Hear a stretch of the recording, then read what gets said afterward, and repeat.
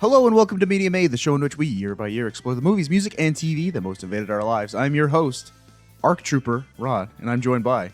Jess, as in uno, dos, Jess. There you go. Also a throwback to a different episode. Anyway, we're here talking about television. This is a television episode of our podcast. Television! If you're new to the show, here's what we do. We've looked at a list of every TV show released or debuting in the year 2003. Mm-hmm. And we decided which one each of us had watched the most in our lives. Some of us, it was literally only one. Jess was not... She was watching TV, but she was watching a lot of old TV. I was watching a lot of anime this year, kids. Yeah, and we've talked about all the anime that you were watching because it's like all this old anime finally reached the US and Adult Swim. It's much like Disney. Everything came out at the same time. It was like Toonami just was airing, anime that was 15 years old at this point. Mm-hmm. And that's what you were watching. You Yep. weren't watching television that debuted that year. Yeah, no, I was not. I was like, skip this TV. It's all war. Let's watch Sacred. Scried.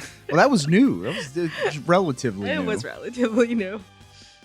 Rurouni Kenshin, Yu Yu Hakusho, Prince of Tennis. all that stuff was like just now reaching the States. Yeah. It's a good time. It's a good time to be alive. Well. Eh, Well. it wasn't my age. It was decent. That's fair.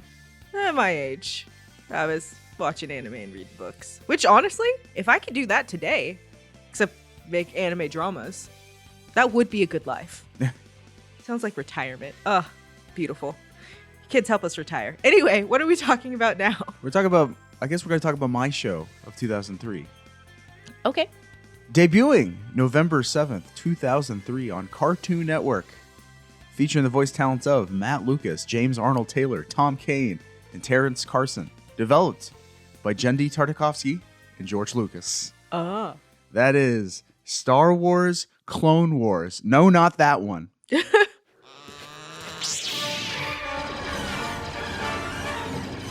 Like fire across the galaxy, the Clone Wars spread. In league with the wicked Count Dooku, more and more planets slip. Against this threat, upon the Jedi Knights falls the duty to lead the newly formed army of the Republic.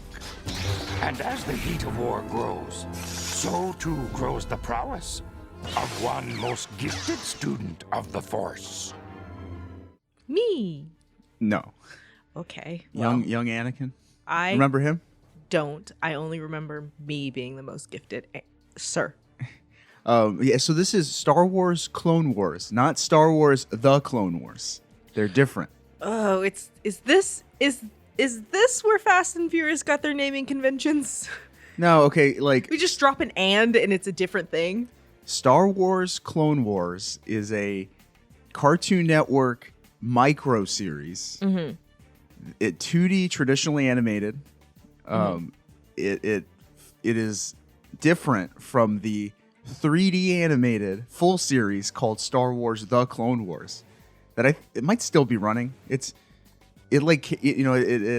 transitions into the Disney era of Star Wars. Right. And they got Rebels is like a sequel series to it, and The Bad Batch. The Bad Batch. Don't present these as questions. You know I don't know. I honestly have never seen, I've seen a few episodes of The Clone Wars. It's fine, but this show is my Clone Wars. Isn't there one with a Padawan learner that we follow? Yeah, Anakin gets an apprentice at some point, I think. And that's called Star Wars Apprentice Wars? I don't know. Again, I don't know very much about The Clone Wars. I'm sure it's fine. I think it's ugly. Like, that 3D animation looks horrible to me.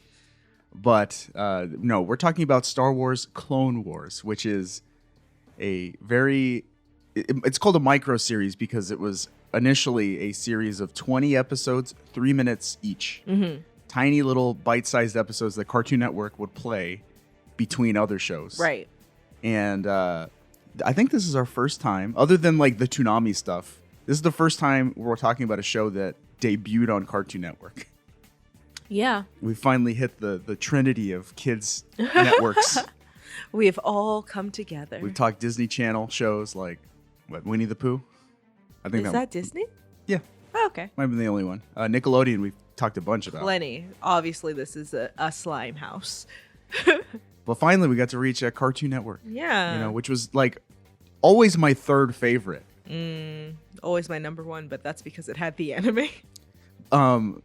It's interesting. Okay, so have you seen this show before? Had you seen it? No, though I do want to take a small second time out to talk about how interesting it was at this time period, the prevalence of the micro series. Because in my head, when I think I think Mike's Super Short Show or things like that. I was like, why do we have them? I feel like this is what created our small attention span. Well, it's weird. Okay, well, with Disney Channel, so Mike's Super Short Show was a Disney Channel interstitial. Disney did not air commercials for products on their network. They aired commercials for their products. That's true. And I think they had more leeway to just run weird interstitials because they didn't have ad time they were trying to sell. Cartoon Network, it's odd that Cartoon Network aired this show the way it did. Yeah.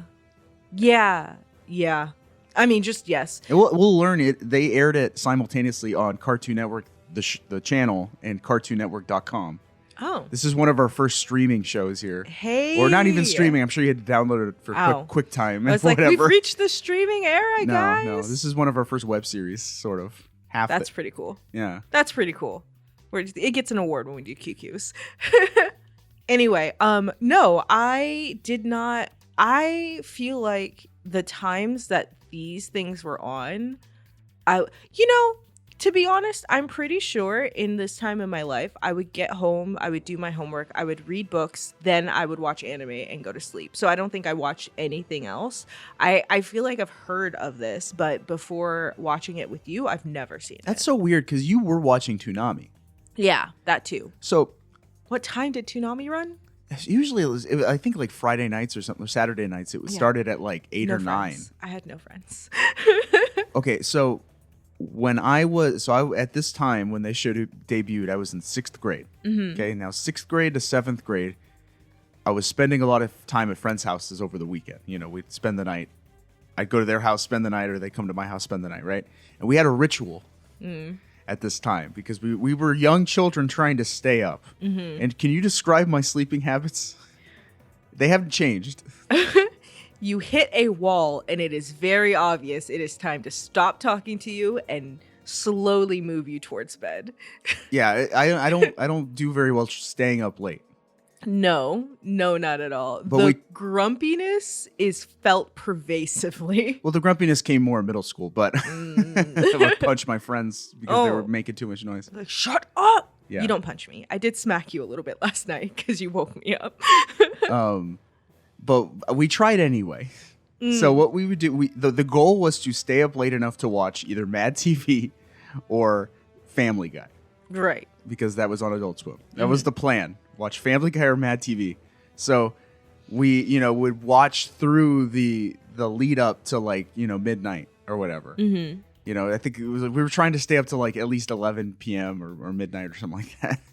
And we would watch shows. Usually it's the Saturday night lineup or whatever, right? And at this time, Nickelodeon Saturday night lineup and Disney Channel Saturday night, they were lame or something. We didn't want to watch it. I didn't want to watch Taina.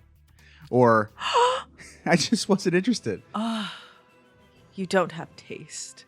Or the Nick Cannon show or something. I don't know. That's fair. I'm trying. I don't even know. They were really leaning into the teen stuff at the time, right? Cousin I think Skeeter. Well, that was Nick. Yeah. And we were almost teenagers, but there was something about that teen lineup we were just not interested in. So we would jump over to Cartoon Network and watch their Saturday night lineup, which included things related to this show, Samurai Jack. Oh, yeah. Yeah, because this is the same creator as Samurai Jack, made Star Wars Clone Wars. Justice League. Watched a lot of Justice League. Probably maybe whatever anime they were watching. I remember we stayed up late a couple times and they aired Princess Mononoke. Oh. On Adult Swim. Okay. Yeah. But and then the goal was to get to Adult Swim so we could watch Family Guy. So we were watching Cartoon Network shows. And in that mix at the time was Star Wars Clone Wars. So Okay. typically between other shows, they would air a tiny little micro episode of Star Wars Clone Wars. And a lot of these episodes just, Stuck in your head. yeah. And the ones we're going to talk about, because again, they're 3-minute episodes. Yeah. We're going to talk a few of them, Yeah. a little collection of them. Because he's cheating. And these are the ones that I remember the most. But like, I only remember the episodes that aired like that. And that would comprise the first volume of episodes. Okay, yeah. And then towards the end of 2004, I believe, or close to 2005, they came back with a second volume of longer episodes that directly tied into Revenge of the Sith, the third movie in the trilogy.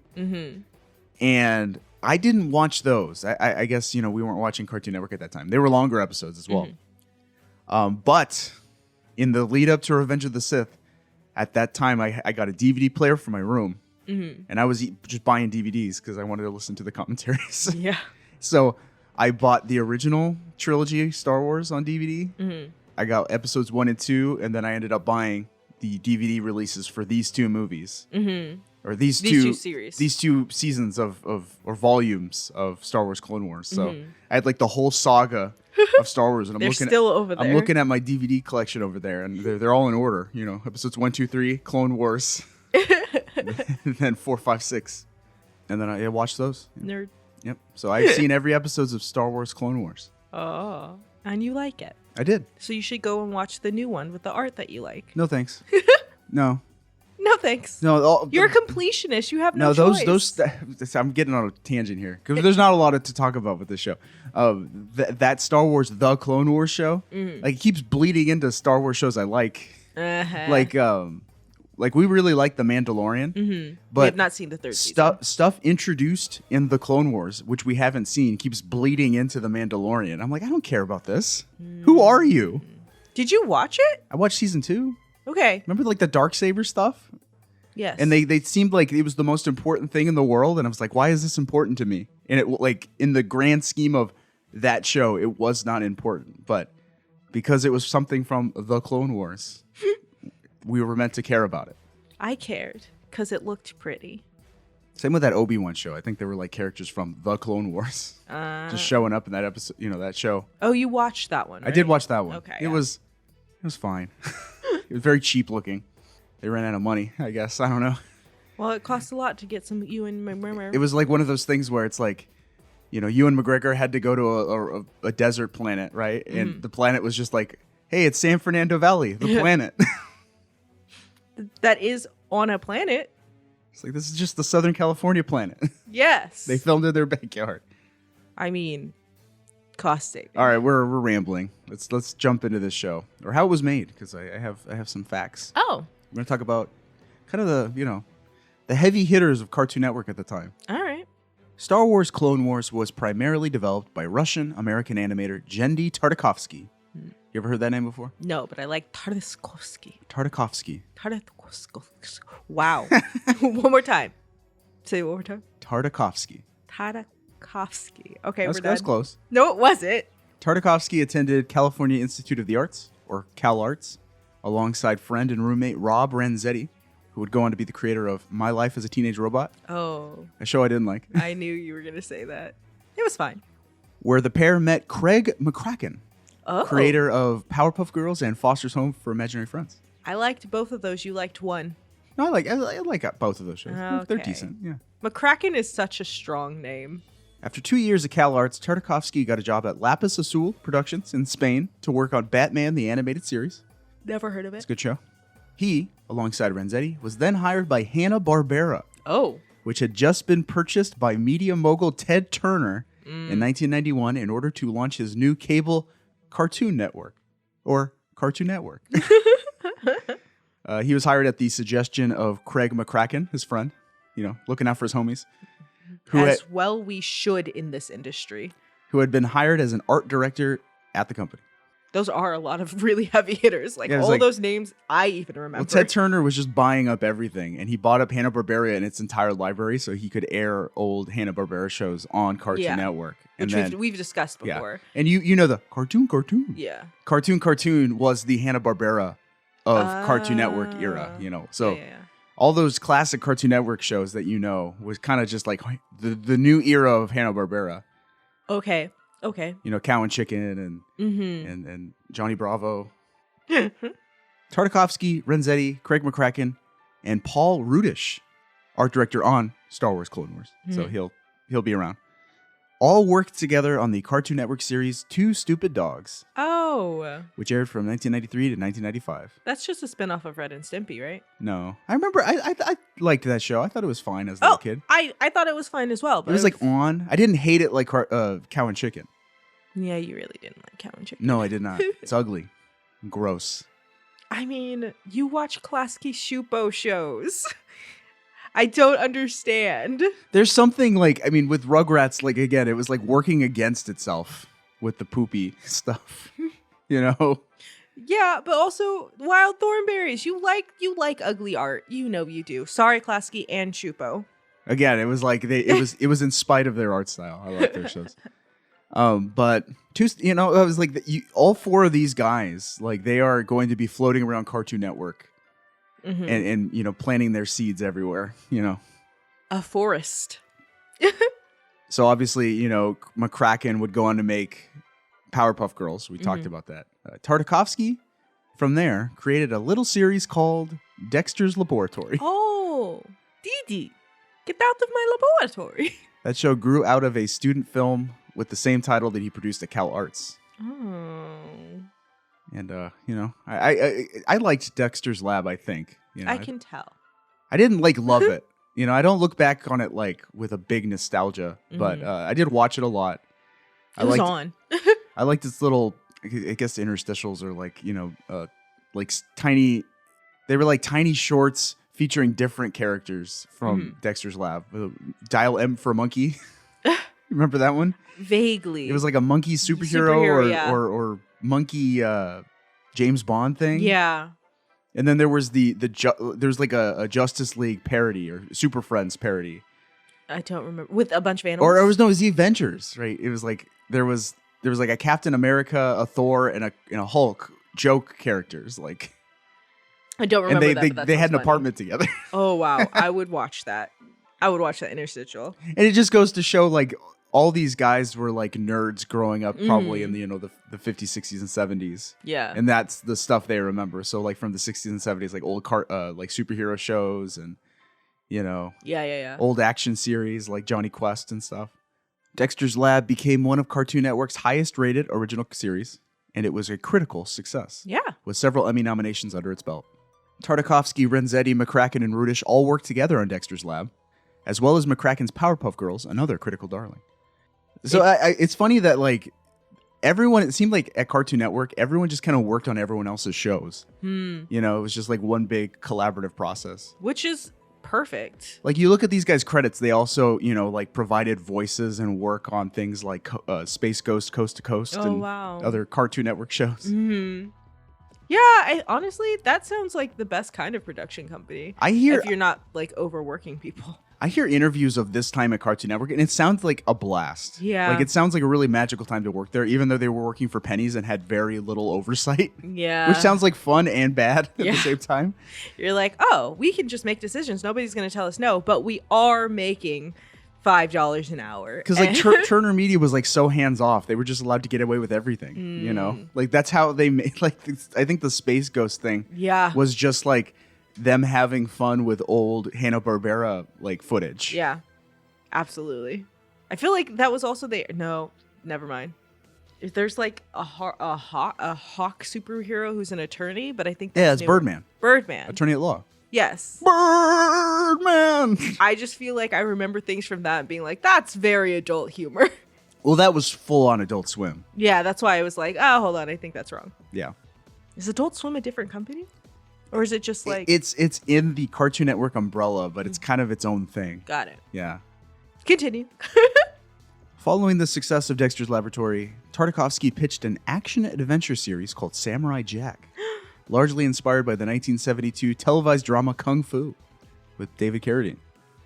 Really? Yeah. Oh. He played like a wandering samurai. So what I'm hearing is we need to have a movie night where we watch that movie and then watch like the first 5 episodes of Samurai Jack. Or watch Kill Bill, because like Kill Bill Volume 2 is very much like Kung Fu inspired.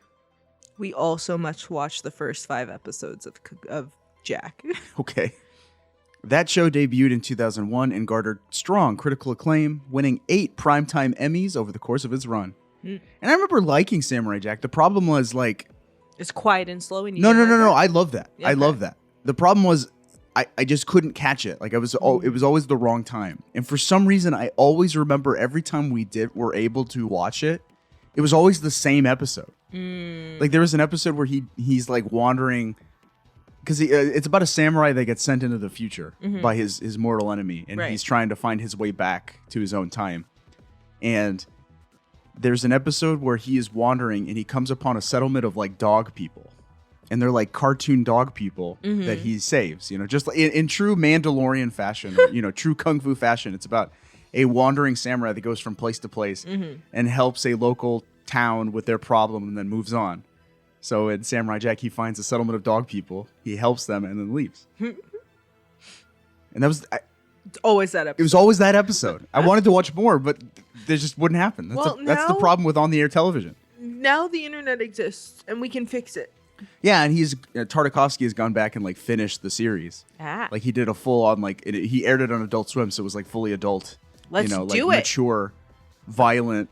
Let's find it. Let's Yeah, watch I'm that down to do violent that. cartoon action. That's our next TV show we watch together as a couple because we haven't done that for literally 2 years. Maybe so.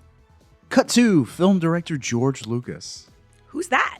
who, as we talked about in our 1999 and 2002 movie episodes, was right in the middle of his Star Wars prequel trilogy. His best series. Is that how you feel? His best. You thought Attack of the Clones was his best? Yes. Because the other ones were products of other people's hampering. This is all him. Actually, what was that other movie that he made that's not bad? I mean, Star Wars? No. It's fine. He's made it was like American Graffiti, THX, Star Wars, and then these. It might really be it. American Graffiti. Huh? Might be American Graffiti. I've never seen that. Well, you talk about it, don't you? Okay, so like we've watched the Star Wars prequel trilogy, and like they're rough. The first 2 are real rough. Do we still have another one to watch? Have we not finished it yet? No. No! I thought we were done. Okay, that's fine. Continue your history lesson. More Star Wars on the way. No. No, like so Phantom Menace is bad. I didn't like it as a kid. I don't like it now. Attack of the Clones I liked as a kid. Mm-hmm. And I know you can listen to that episode. We realized how much we dislike Attack of the Clones on a fundamental level. It's a very flawed movie. Yes. But I will say the best thing to come out of Attack of the Clones is it established the Clone Wars setting for the Star Wars universe. Okay, stripped away of all the flaws of Attack of the Clones, that era of Star Wars is cool and interesting because the original trilogy, the war that they were fighting was really like a very one-sided war. It was the all-powerful Empire versus a small group of rebels. Right. At least in the Clone Wars, it's 2 armies fighting each other, and you're allowed to, put Star Wars into these war settings that you hadn't seen before. And it's kind of visceral because America had its own war going on.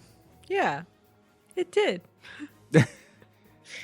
But the point is, like, that is, a ripe orchard for stories to tell in the Star Wars universe, Even if George Lucas isn't the one to do it. At least it's interesting. And it gave us a lot of, like, cool shows like this or video games set in this era. And people like them books and comic books. I don't read them, but they're out there. Yeah. So- Yeah, I guess. I mean, I don't know. I think that it didn't necessarily, we're not talking about that, right? But we all know that I don't like war. I don't like war stories. I don't like war movies. I don't like war TV shows. It's not for me. But was it even really a war? It was just clone making and fighting. And that's the thing. It's robots and disposable people. So Yeah. you don't have to care too much about the grisly nature of war. Yeah. It's very much like fun war stuff in the like G.I. Joe kind of way. Yeah. You know, where it's the stakes aren't like super high. You know, it's not talking about the atrocities and grisly nature of war. It's more Yeah. like the fun adventure parts that little children have. Yeah. So it's just fun adventure parts. Yep. So like that's why I was like, yeah, I don't mind because I don't really think of it as a war movie, but that it sets this kind of like conflict up Yeah, is what allows this micro series to exist. and that's why I at least commend George Lucas for creating that. Yeah. According to Tartakovsky, Lucasfilm conceived the idea of a Star Wars animated television series based on the prequels as a way to sell action figures, as the prequel trilogy figures were underselling. It's always about action figures. Always. Lucas, he needed to make his money. And truth be told, I didn't want to buy any of the prequel trilogy stuff. But you because like the prequels then. I think maybe it has to do with like episode 1 being kind of a dud. For me, at least, it's like episode 1 didn't like make me want to go buy Yeah. Anakin Skywalker figures. Sure. I liked Luke Skywalker and Han Solo and the Millennium Falcon. You know, Yeah. like I'd rather go get that stuff. I think it's like Attack of the Clones paired with like shows like this, you know, and kind of a renewed push for Clone War stuff, like with Lego. Even I remember getting some like Clone War Lego stuff. I think they were on the right track here to like renew, you know, interest in this stuff. To force more money from parents. Yeah.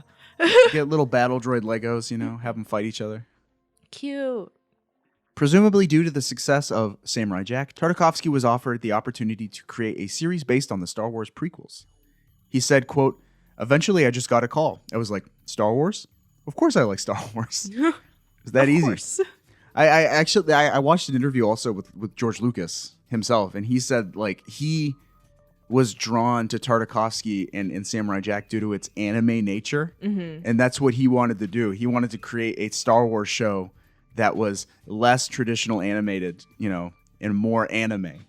So George Lucas sounds like an anime fan. Yeah, he does. Yeah. I mean, I'm down. According to Tartakovsky, the series was developed in just 2 weeks with a skeleton crew. Wow. That's impressive and horrifying. Yeah. And the fact that they got the qualities as good as it is incredible. You know, I'm sure like that doesn't like it says developed in 2 weeks. I don't think like that comes down to animating and all that stuff, but it's more like storyboarding, coming up with the episodes and stuff. Still, thinking is hard. It's true. Storyboarding is really difficult. The show debuted on November 7th, 2003, immediately before Cartoon Network's Friday night block, which is probably what I was watching to lead up to Mad TV. That makes sense. In addition to being shown on television, the episodes were simultaneously released online on the Star Wars and Cartoon Network websites, which I think that's our first That's our first That's web our series. first time, yeah. It's Welcome. It's a half web series, yeah. But there we go. All right. And that is Star Wars Clone Wars. The making of. All the history. Wow. Yeah. Yeah. Samurai Pretty easy Jack to guy. make. So what again, these episodes are like 3 minutes long, and we're going to talk about 4 episodes. I handpicked 4 episodes from volume 1 Didn't of we Star only Wars. watch 3? I wish 4. And we're going to talk about them. Okay. And there's not a lot of clips from these episodes because just like Samurai Jack, it's kind of a wordless show in a lot of I was going to say respects. it's quiet, but that's a lie. It's not quiet. It's just speech It's wordless. low. Yeah. Because it's action heavy. Pew pew, like with your fists. And also slash slash. Action. That's the sizzle. That's the sound that a lightsaber makes Sizzle. when it cauterizes the wounds it makes. So the first episode that we watched, these are all chapter names. This is chapter 1. We watched chapter 1, which is the first episode of the series, as we typically do. Yes. Always watch the first episode. And do you remember what happens in that episode? They're on a boat. in the sky. No.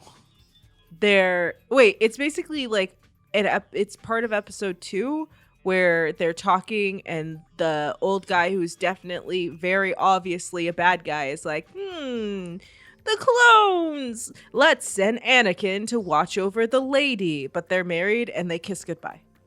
Oh, okay, so you're kind of right. Let me unpack that a little bit. So the show opens up with a montage of action scenes, and like the show opens up with like, you know, a very like desolate landscape, you know, in a very Samurai Jack fashion, and you see a single like I guess tauntaun, you know, like a little little creature running across the plain, and you see Yoda on it. Oh, right. And then like it's just like quiet, and you just see him, and then he turns his lightsaber on, and Yoda's looking like angry, and then the John Williams score like starts, and it's epic, and you suddenly see like two armies running at each other, and so it's just a montage of like, you know, action war scenes happening all over the galaxy, and I think it's honestly to like show their stuff. It's to show all the, you know, aerial ship battles that they could fit in 2 minutes. Yep. Yeah. And so that's like the first like probably 30 seconds of the episode. And then you heard, when I introduced the show, you heard Yoda's narration over all of that action. And then the episode slows down for a sec. And as you said, it shows the council room for Chancellor Palpatine. That's what I said. And he has a meeting with, do you remember who was there? Short braid, long braid, Yoda, black man. I don't think Mace Windu was not there. Okay. It was Yoda, Obi-Wan Kenobi, and Anakin Skywalker. I think I said all of those names.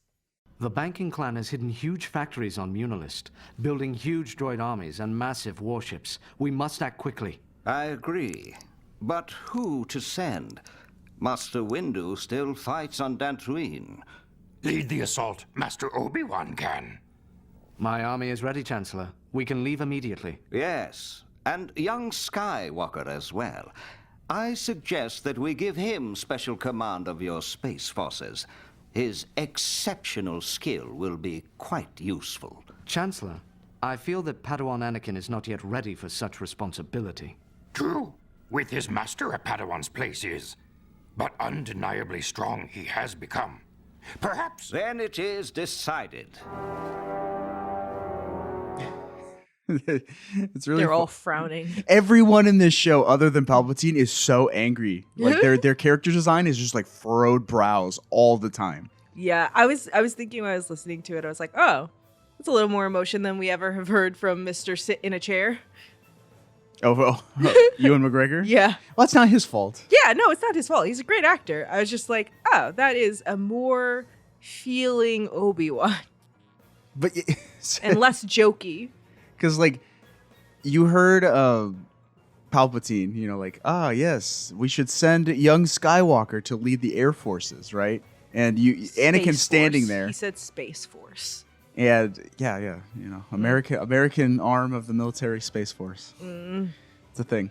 But you know, Anakin kind of like, you know, loosens up and he's like, hey, that neat. He's recommending me. And then Obi-Wan steps in and is like, hey, he's still a Padawan learner. It's probably not the best idea. And Anakin gives the meanest stink face. Like, which is on brand for him. Like so angry. The brow is like deep. Very on brand for him. Excuse me, I can do anything they can do better. Excuse me, I'm milady. a big boy. Excuse me. Excuse me, Senator. And then they're talking it over, and the Chancellor kind of chimes in. He's like, "It's decided," right? Like he finishes the conversation for Yoda and Obi-Wan, and basically gives Anakin the job against their wishes. Yeah. And they both look up at him with, again, there's angry eyes. Yeah. It's so funny. Yeah, so everyone in the show is just kind of like serious. Well, it's war. Yeah. It's literal war. People are dying. But it goes down to Tartakovsky's like art style as well, because I feel like Samurai Jack, it's the same thing. Yeah. You know, constantly serious. Very, very serious. So, yep, and then as you said, again, that's like the only lines in this episode, other than Yoda's narration at the beginning. Yeah. From there, Anakin hops into his starship and is about to head off to lead this invasion of this banking planet. Mm-hmm. And tells his wife he loves her. Like Off they go. wordlessly. Because she's standing in like a room looking out the window at him who's flying away, and he like gives her a little Bye, babe. Yep. See you in 5. C-3PO and R2-D2 are there, but they don't say anything. I don't remember that. They're just standing there. And C-3PO, his design was purposely like he was purposely drawn to look like C-3PO from the Droids cartoon show, which is kind of funny because that show's ridiculous. I believe you. I've never heard of it. And that is the episode, chapter 1. That's it. That's all that happens. So where did the show go from here? They have a meeting. Anakin goes off and does his thing, and that's what happens. Yeah, that's it. Yeah. It's micro, guys. Right. So we've got more episodes to talk about. Mm-hmm. All right. So next episode is chapter 3. We're going to talk about chapter 3. Basically, Obi-Wan is leading the ground forces on this invasion. Mm-hmm. Anakin is leading the air forces up in the sky, Space Force. Mm-hmm. And I think episode 2 is a space battle with Anakin. And then episode 3, which is what we're going to talk about, is the ground forces. Mm-hmm. Oh, right. And it doesn't follow Obi-Wan, even though he's there. Let me introduce this episode. Hold on. General Kenobi, target sighted. Very good, Sergeant. Proceed with the next phase. Literally the only word spoken in this episode. That's it. Everything else is visual. Silence. Yes. Wordless silence. And you heard that? Those noises?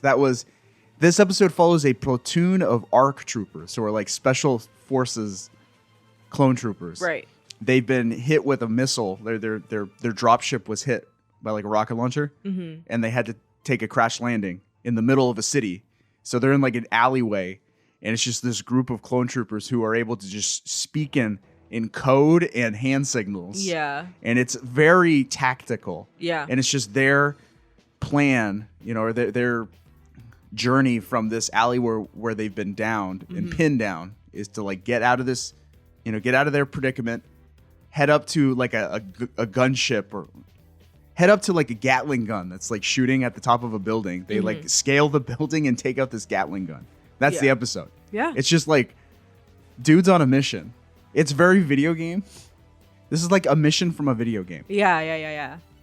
And you're just doing it, and they do pretty well. I just real quick want to say, what is the point of making an army of clones and then making some of those clones special forces? Why not make all of them the same special forces? You need chain of command. You can just give someone a hat and say, you are the one who's in charge of all these people that are exactly the same as you. You just need to give them a hat. Psychology will do the rest.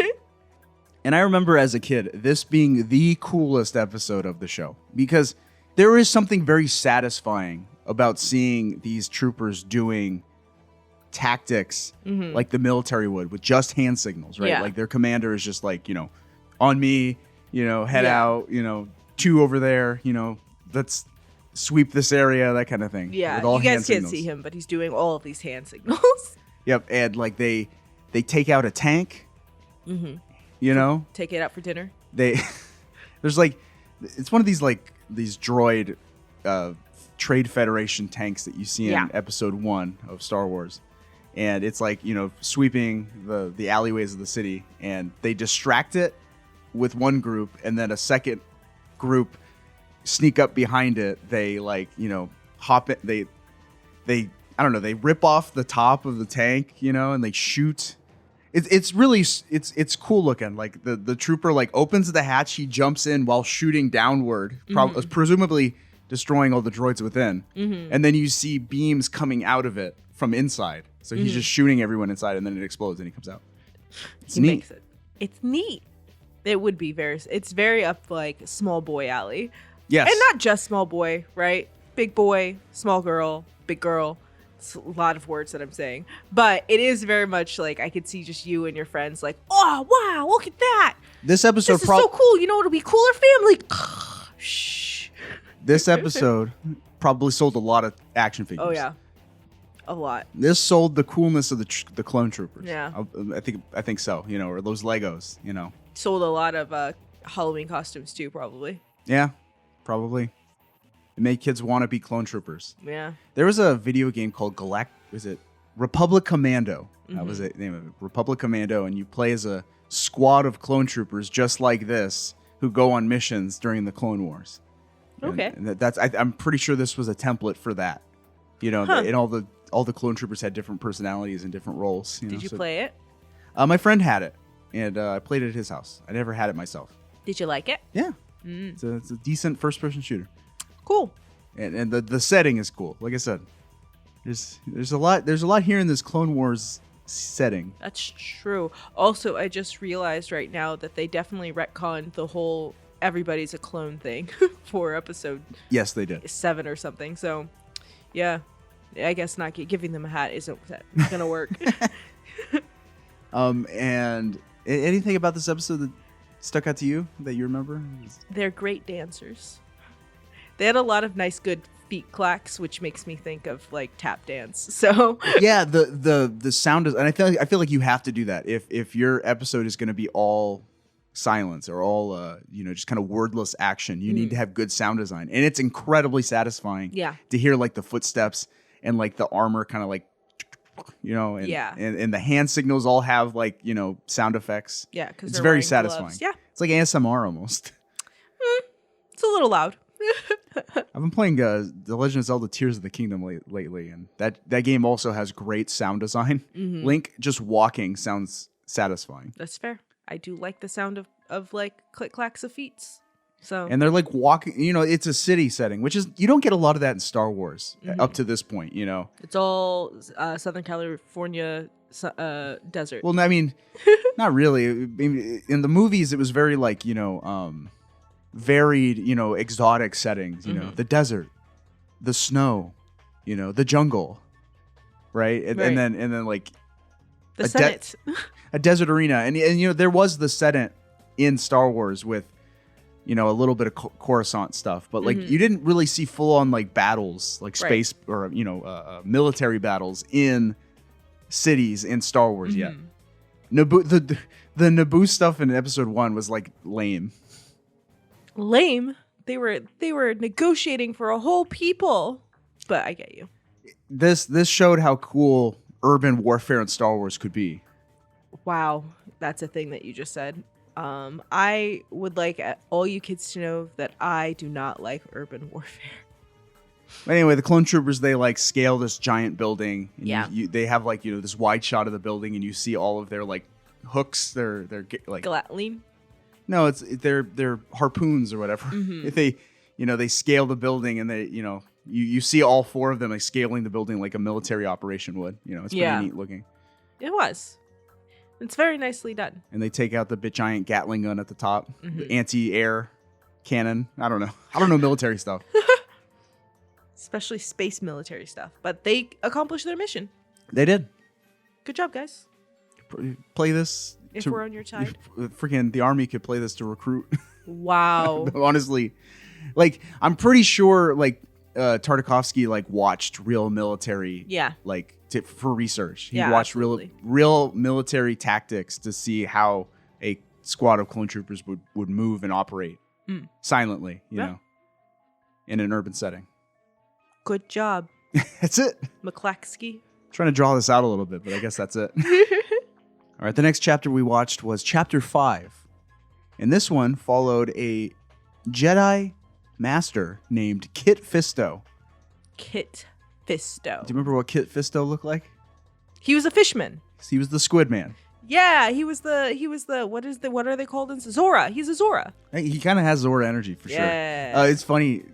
I still laugh about a joke you told on that Attack of the Clones episode we did, where you said, I asked, why is the Jedi Council sending Anakin Skywalker to protect Padme? 2 attractive young people that's asking for trouble. Send the Squid Man.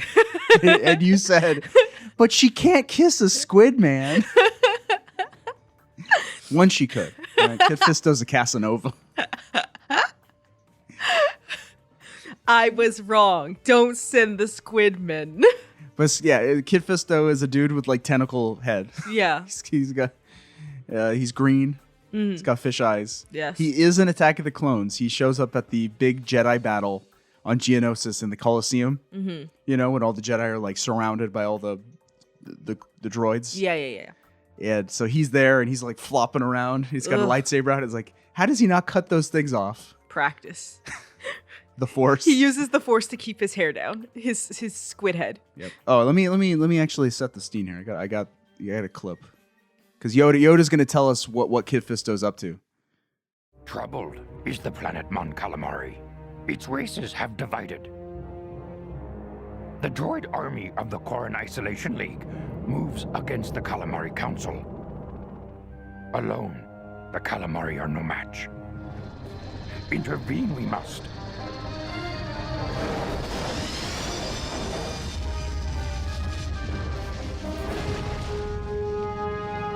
Master Fisto, in these matters, trust your insight we do. May the Force be with you. There you go. So he's on the planet Mon Calamari. Yum. That's a real thing. Yummy.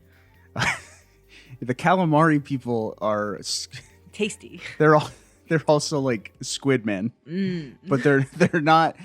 Kit Fisto is not a calamari. No. No. Do you know Admiral Akbar? Oh man, I should have got that. I don't have that clip. It's a trap. You know that one? Yes, I've heard that Yeah, one. that is. He's a calamarian. That's Admiral Akbar, a calamarian, and his people, I guess, they having a civil war of some kind. It's like two races. It's like you got the calamaris who look like squid people, and then there's like lobster people, I guess. Maybe. I can't actually They had remember. like pointier heads, and those are the evil ones. Wow. And they've What makes them evil? they partnered with the Separatists, the Trade Federation, and they're trying to they're gonna fight the Republic, and the calamari are on the side of the Republic, but they're weak, and they stand no chance unless Kit Fisto and his platoon of stormtroopers comes in and saves them. And they do. Yeah. Do you remember what this episode's all about? Like what the setting is? It's in the water. Yeah, it's all underwater. It's all water, and then it's boom, boom, boom, and that's the sound of water. People It's swim Star Wars' underwater. first underwater battle, is what Tartakovsky described it as. I'm sorry. I'm pretty sure they fought a fish underwater in the first episode 1. That don't count. They do go underwater in the Phantom Menace, but they don't like fight a space battle or a military battle Yeah, down there. I feel like it has to be hard to light a lightsaber when you're surrounded by water. And I'm sure that was something they had to think about. It's like, what does a lightsaber look like underwater? And you see it, and it's like steaming all the water around it. It's like Yeah. bubbling, and it's like pulsating almost. It's So you interesting that water doesn't get into the hilts because it's just an opening where yeah. and you would think it would just short circuit it. Anyway, this is magic cartoons sorcery with a magic hot sword, and so that doesn't happen. And he goes in there and he just like starts fighting and beating people up and exploding things. Yeah, there's in not a whole- sexy fish way. There's not, he does that. He's shirtless the whole time. Oh That's true. dear. Oh dear me. Probably did My it pearls. Did it awaken? You think some No. some people out there to Possibly. to the sexiness of the fish man? Absolutely. I'm sure that DC modeled Momoa a little bit after this guy. Who knows? Yeah, there's not a whole lot to say other than this episode is really cool. I think that's the thing. All the episodes I chose were like cool episodes that stuck out to me as a kid. Yeah. It's like this one was neat, Do you want to exciting. go swimming shirtless? I'll get you a lightsaber. No, you I'm can not. relive it and be cool. I'm not swimming anywhere. And I don't know. Again, I think this episode also like single-handedly made Kit Fisto cool. Yeah. Because like he was like a nobody in Attack of the Clones. Honestly, And he dies immediately in Revenge of the Sith. Like Well, he shows up with Mace Windu to like apprehend the Emperor. and then 4919 is called. No. He just dies like Oh. before that even happens. Like the Emperor like pulls his lightsaber out and fights them and kills Kit Fisto immediately. Well, there weren't 100 people. War.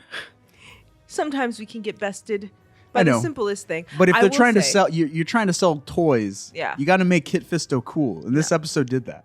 Episode 1, Kit Fisto was the safe choice to go with Padme on her episode 2. adventure. Episode 2, Kit Fisto was the safe choice to send attractive Adme with. And then Clone Wars, not safe. Animated Kit Fisto, not safe. And then back to... She would have kissed him. She would have kissed him. He would have took her to the beach. He would have been like, hey, put the snorkel thing on so you can see where I come from. And it would have been a great, sexy date. But then... He would have treated her right. He would have treated her right. He wouldn't have gone to the dark side. Think of the squishy squid babies they could have made. Think of what the world would have been without more Skywalkers. He wouldn't have lost his hand. Luke Fisto. That's so bad. Luke and Leia Fisto. No. Never mind. This alternate reality you've done. What have you done here? Anyway, this episode's cool. I think it single-handedly made Kid Fisto cool. Yeah. When he died in Revenge It made of the us all Sith. sad. Like I recognized him. It's like, hey, there's Kid Fisto from that cartoon. And then he died. And there he goes. There he goes. Do you know how sad Padme would have been? And Luke and Leia Fisto? Anyway. Goodness. Yeah, that's it for chapter 5. And we've only got one more episode to talk about, and that is chapter 13. You only did odd episodes. I did. Hey. How about that? I think it's because all the even episodes keep going back to Anakin. Oh. And I was like, nah, those Anakin, like, there are good Anakin episodes in this series, but they're all from volume 2. Because it does a better job of, like, tracking his path to the dark side. It shows, and his path to becoming a Jedi Master, because you don't really see that too much of that in the movies. No, it's just like, hey, come on. I got ice cream in my truck. And he's like, okay. That's what I feel like. We'll get more into it. But, like in the second half of the episode of the series, Anakin like has, Jedi training. He goes through his like in The Empire Strikes Back, Luke goes into a cave and has like a spiritual experience, where he faces his demons and Darth Vader, like a phantom of Darth Vader. It's part of his Jedi journey. Anakin has a similar spiritual journey, but in this show, not in the movie. Got it. And Anakin is like being hunted by a Sith bounty hunter type character that is introduced in the show. We'll talk. Yeah, I'll talk about it a little bit later with the legacy of the show. Wrap-up? But Okay. Anakin has interesting stuff going on. But as a kid, those episodes didn't stick with me. They were not as cool. They weren't. But you know who was cool? Who? Black guy. Wandu Weedu. What is his name? Wandu Weedu. What is his name? Ace Windu. Ace Windu. Mace. Mace Findu. Mace finna do that right now. All right, yeah. So this the last episode, chapter 13, focuses on Jedi Master Mace Windu in the films played by Macaulay Culkin. I'm just kidding. I obviously know it's Samuel L. Jackson. Yep. I've got one clip and literally the only words spoken in this episode. Internal explosions all over. We are losing control. What?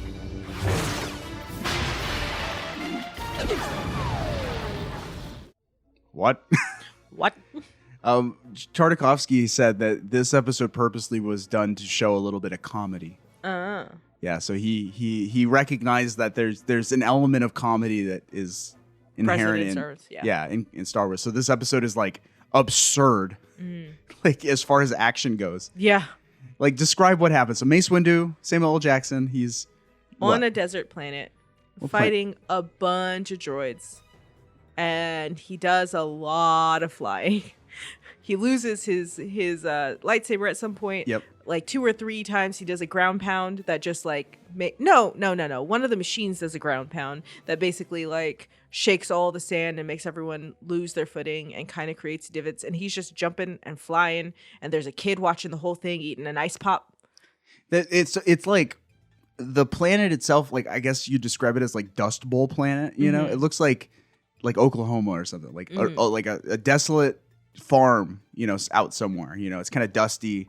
Yeah. It's like a wind farm and you see like propellers or whatever. And Yeah. the episode is kind of framed as a little boy from this farm, almost like Luke Skywalker would have been, like kind of this young dreamer running through his farmland. He's out, who knows what, he's like a shepherd or something, Mm-hmm. and he just sees explosions off in the distance, and he runs out to look. Why? And he like sees down in the valley, there's this, battle going on between troopers and droids. Yeah. It's very old fashioned, like what you'd see in old war movies. Mm-hmm. Like the little kid watching on and like feeling like amazed by the action happening down there, Yeah. And this episode in particular reminds me the most of Samurai Jack, because Samurai Jack did this a lot, where it was like, mixing quiet moments with action moments, and seeing this little kid, and it's very quiet. You don't hear anything other than his like footsteps as he runs through the field, and you hear like distant explosions. And then when he finally comes over that hill and sees all the battle, that's when the action starts. Yeah. Which is really cool. Cinematic. Yeah, it's very cinematic. Though in my brain, I'm like, go home, tell your parents, because this war is coming towards you, and everything you know will be destroyed. Child ain't got no self-preservation. But it was really cool to watch, just like kind of that voyeuristic look. Was cool. And then, as you talked about, Mace Windu comes in and just destroys everything. He wrecks Everything. shop. He is an unstoppable killing machine. Unstoppable. I don't know how he wasn't in episode 4 and 5. This man obviously didn't die. There's no death for him. If Yoda survived, Mace Windu survived. And that's the thing. So this episode, If Obi-Wan survived in a desert, where's Mace Windu? it's absurd how much he gets away with here. Yeah. Because he's fighting off like just dozens and dozens of battle droids single-handedly. He's just chopping them up with his lightsaber. And then, as you said, he loses the lightsaber because the clone troopers have this giant flying machine that drops like a giant metal beam into the ground, and it causes like sound waves, or earthquakes, really. Yeah. And it, like, the earth is shattered in a wave away from the machine. Yeah. And dust is flying, and Mace Windu loses his lightsaber when that happens. But he's just jumping around. He's literally flying, like you said. Very circa Crouching Tiger, Hidden Dragon. It's beautiful. I mean, it's more than that. I feel like it's like the Matrix. I'm pretty sure this was inspired by the Matrix. Like he's literally flying. Yeah. Like, he's Superman. Yeah. He's like, the Force can let me do this. He jumps Why over not? like this giant wave of Earth, and he's like running up walls and stuff. Yeah. It's insane. And then he's doing all this without a lightsaber, and then finally he gets his lightsaber back, like, on a whim. It's He kind finds it in the sand. serendipity. He just gets it, and then he cuts his way into the machine, and that's the clip we heard. We're like, what?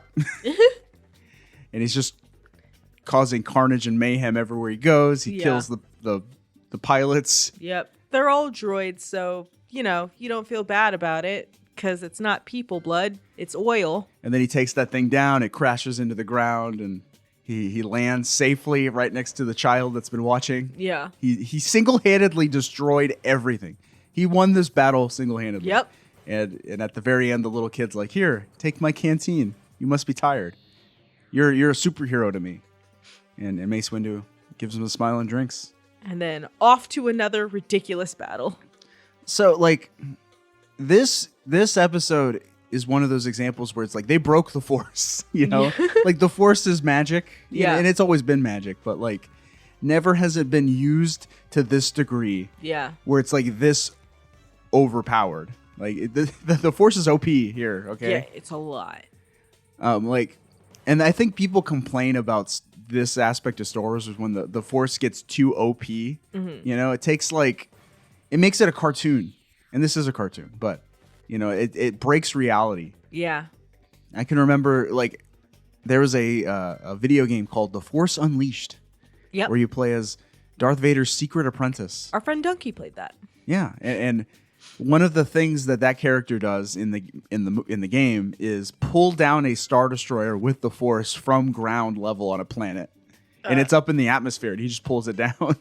And I'm like, that breaks the Force. Okay, Yeah. that's OP. Yeah. And then freaking people complain about Rey Skywalker in that movie or whatever in the new movies. Oh, I didn't realize she was a Skywalker. That's like the end of the thing. Ah. That's like her thing. Okay, That's why it's called Rise of Skywalker. got it. Anyway, Rey, people complain that she's too overpowered. Well, she's good at everything. She's Mary Sue.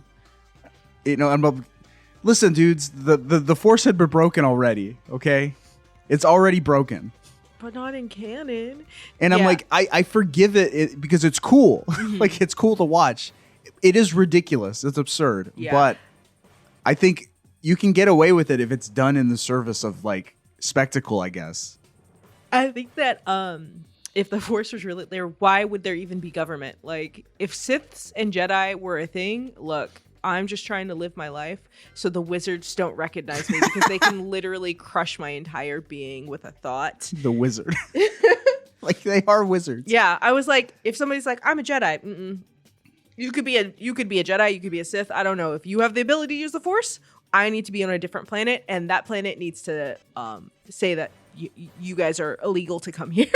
But, they're space wizards who can crush you or your entire planet. So maybe not. Just hide. And I mean, it's kind of contradictory that the Jedi go down so easy in the next movie with one order from Order 66. Yeah. The clone troopers are able to take them down. It's like, no, man. Mace Windu, absolutely not. he showed how how easily he could dispatch an entire platoon. Yeah, he's not about to. Nope. Illogical. But that's it, really. Yeah. That's the 4 episodes that we watched. And did you have a favorite one? Did you like any of them in particular? I think I liked the Mace one just because it was ridiculous. There was a lot. It's memorable, that's for sure. Yeah. I think my favorite was the clone trooper one. I was also going to say number 3 just because sound design was better. Because clickety clack clack clack. Yeah, but this show is good. Would you recommend the Star Wars Clone Wars? Sure. I would. Yeah. It's all on Disney Plus, I found out. Oh. It's also free on YouTube. Disney does not care about this. It's on YouTube. You can watch it in HD for free. It's also on Disney Plus. Which you pay for, so. Yeah. So check it out. I think it's good. I definitely think it's a recommend. Okay. It's not like a firm recommend for me. It's just that, like, I wouldn't dissuade you from it, and I wouldn't tell you to turn it off if I was in the room if it was on. I think if you're going through the Star Wars trilogy or series, I guess, if you're like watching them all in order, like between 2 and 3, you really should just watch this series. Or the other one. No, I can't. You can't say that. Yeah. You haven't seen it. You don't know what's in it. But I think that I'll talk about it. They complement each other. You can watch both. I think the Star Wars The Clone Wars doesn't directly contradict anything that happens in this show. It doesn't overwrite or yeah, and they don't cover the same ground. Yeah. I think Lucas did that on purpose because he didn't want to make this show irrelevant. obsolete. Yeah. So I recommend it. I think you should watch it. Yeah. But what did the world think? Star Wars Clone Wars garnered overwhelming critical acclaim, with praise going to its animation, action, and minimalist storytelling, which makes sense. Yeah. I also didn't get I couldn't find like ratings information because this was a small micro series. Yeah. Like they didn't like track ratings, I guess. So who knows how many people watched it? Collider called the series, quote, ahead of its time and a, quote, groundbreaking work of art, saying it, quote, better utilized the environments, planets, and tech designs than the prequels. Yeah. As well as, quote, side characters better suited for a brief adventure. Yeah. All those things I think are positive.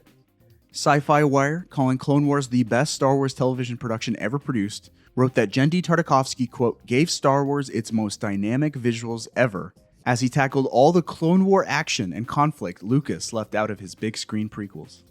And that same outlet said, quote, what Clone Wars lacks in intricate storytelling, it more than makes up for with stunning animation and stirring action scenes. The mini episodes are bare bones by design, as Tartakovsky employs a pure visual storytelling execution. Star Wars Clone Wars won 3 Emmy Awards, including Outstanding Animated Program twice. It also won the Annie Award for Best Animated Television Production in 2006. So, The Anakin Award? Annie Awards, I think, are for like kids shows. Annie Awards. Because Little Annie? Little Orphan. Little Orphan Annie? Well, he wasn't an orphan until he was a teenager. Little Annie? And where did Star Wars Clone Wars go from here? Star Wars Clone Wars ran for 3 seasons of 25 episodes, later collected into 2 volumes for its DVD release. And as I mentioned, episodes in Season 3 ran 12 to 15 minutes, as opposed to 3 to 5. And the Season 3 in particular are episodes that directly lead into Revenge of the Sith. Okay. So, like, it shows you, like, what happened. Because Revenge of the Sith kind of opens in medias res, like, mid-action scene. Mm-hmm. Like, Anakin and Obi-Wan are going to rescue the Chancellor from, like, a spaceship up in the atmosphere. And Star Wars Clone Wars shows you how the Chancellor got captured. Kidnapped. Sweet. So in that case, this show was the first appearance of General Grievous. General Kenobi. Yeah, that guy. Yeah. Yeah. He shows up and he wrecks shop in this series. It shows how he got his cough. Because I think Obi-Wan like crushes his chest at some point with the Force. That's why he's coughing in the movie. Oh, okay. The series also introduced Star Wars antagonist. I'm gonna butcher this. Asajj Ventress, who has made several canon appearances and non-canon appearances since. Cool. She is a Sith warrior who's kind of like the apprentice of Count Dooku. Okay. She's a lady.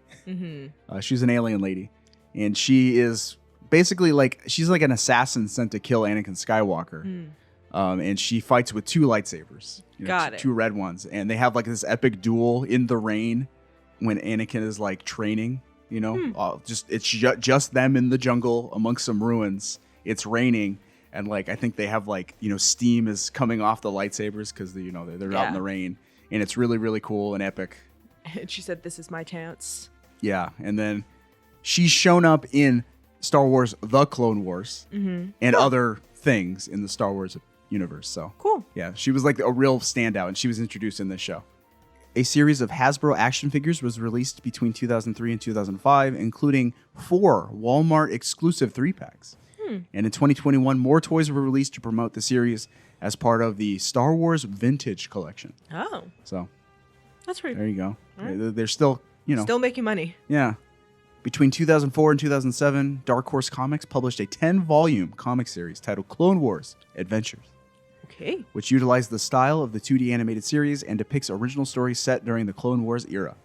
George Lucas considered Tartakovsky's Clone Wars series as a pilot for his 2008 computer animated television series, Star Wars The Clone Wars, with the character designer for that latter series attempting to translate aspects of the character designs from the 2D series into 3D.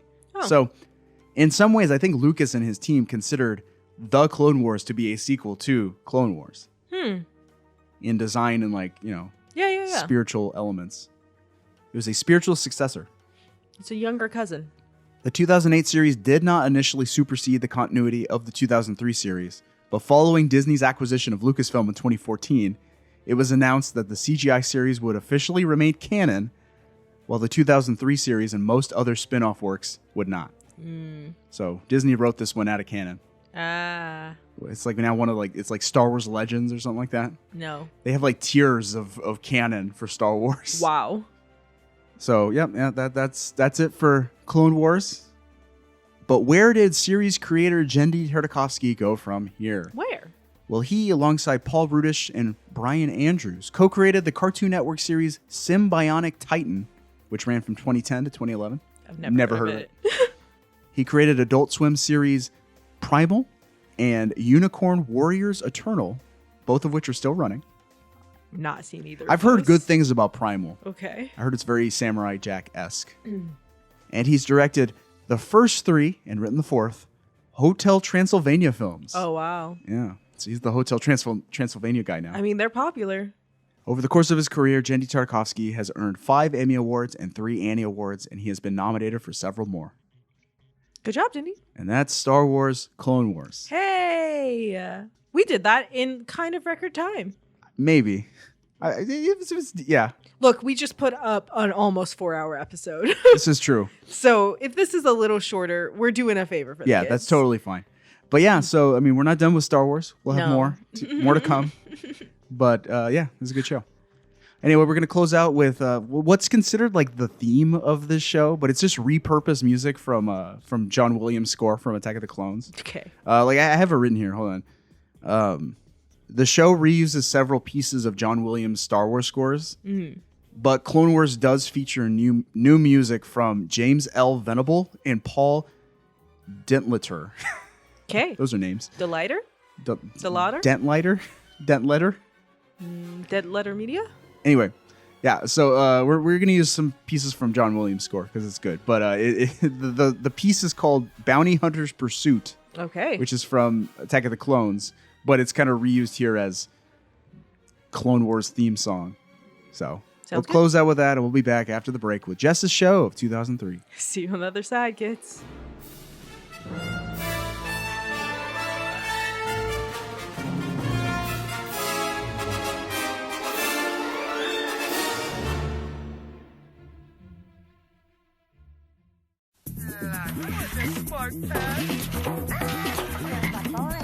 We'll be right back to Fridays, only on Cartoon Network. The Clone War rages on. In the deepening twilight of the Jedi, Master and Apprentice grow farther apart. You're no Qui-Gon Jinn. Let's go. As the Republic makes a desperate last stand against the shadow cast by Darth Sidious and his pupils. Toonami presents Volume 2 of the critically acclaimed micro-series, Star Wars Clone Wars, coming up next. Impressive, most impressive, only Toonami.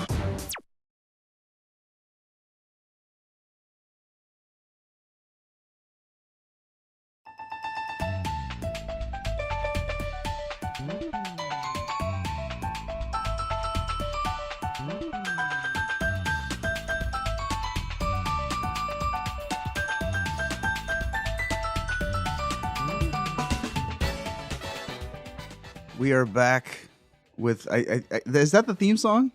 I found I like think it is. There's a theme like opening with like Grim Reapers doing day to day, like frogs. they're like punching in, Yeah. photocopying and stuff. I'm not sure. Anyway, that's the theme song. It's composed by Stuart Copeland of The Police, Good job, Stu. or Spyro the Dragon, if you prefer. Stuart Copeland did all the Spyro the Dragon music. Oh, wow. So this song freaking sounds like Spyro the Dragon. The piano, the doo-doo-doo-doo. When it came up, I was like, what is this video? Oh, yeah. Another video backdoor? But yep, that's the theme song for Jess's show, which is a show I'd never heard of. I think you're gonna say Never. It's going to be a theme moving forward. TV shows I've never heard of. Why are you so From this point forward, uncultured? I think so. Almost every show that Jess will have watched is a show I'd never heard of. What year are we in? It's the time, I will say, jumping into, what's your history with this show? What show is it? What show is it? My bad. Debuting June 27th, 2003 on Showtime. Created by Brian Fuller, starring Ellen Muth and Mandy Patinkin. That is Dead Like Me. All right, continue. So I definitely watched this the first season when I was in high school On Showtime. on Showtime. You yes. had Showtime. And no adult supervision. But it was like one of the rare things. Oh, anime's not on, so I'm watching something else that seems interesting. But I rewatched a lot of it, and I probably only watched like in high school part of the first season, and I finished the first season and some other of the seasons.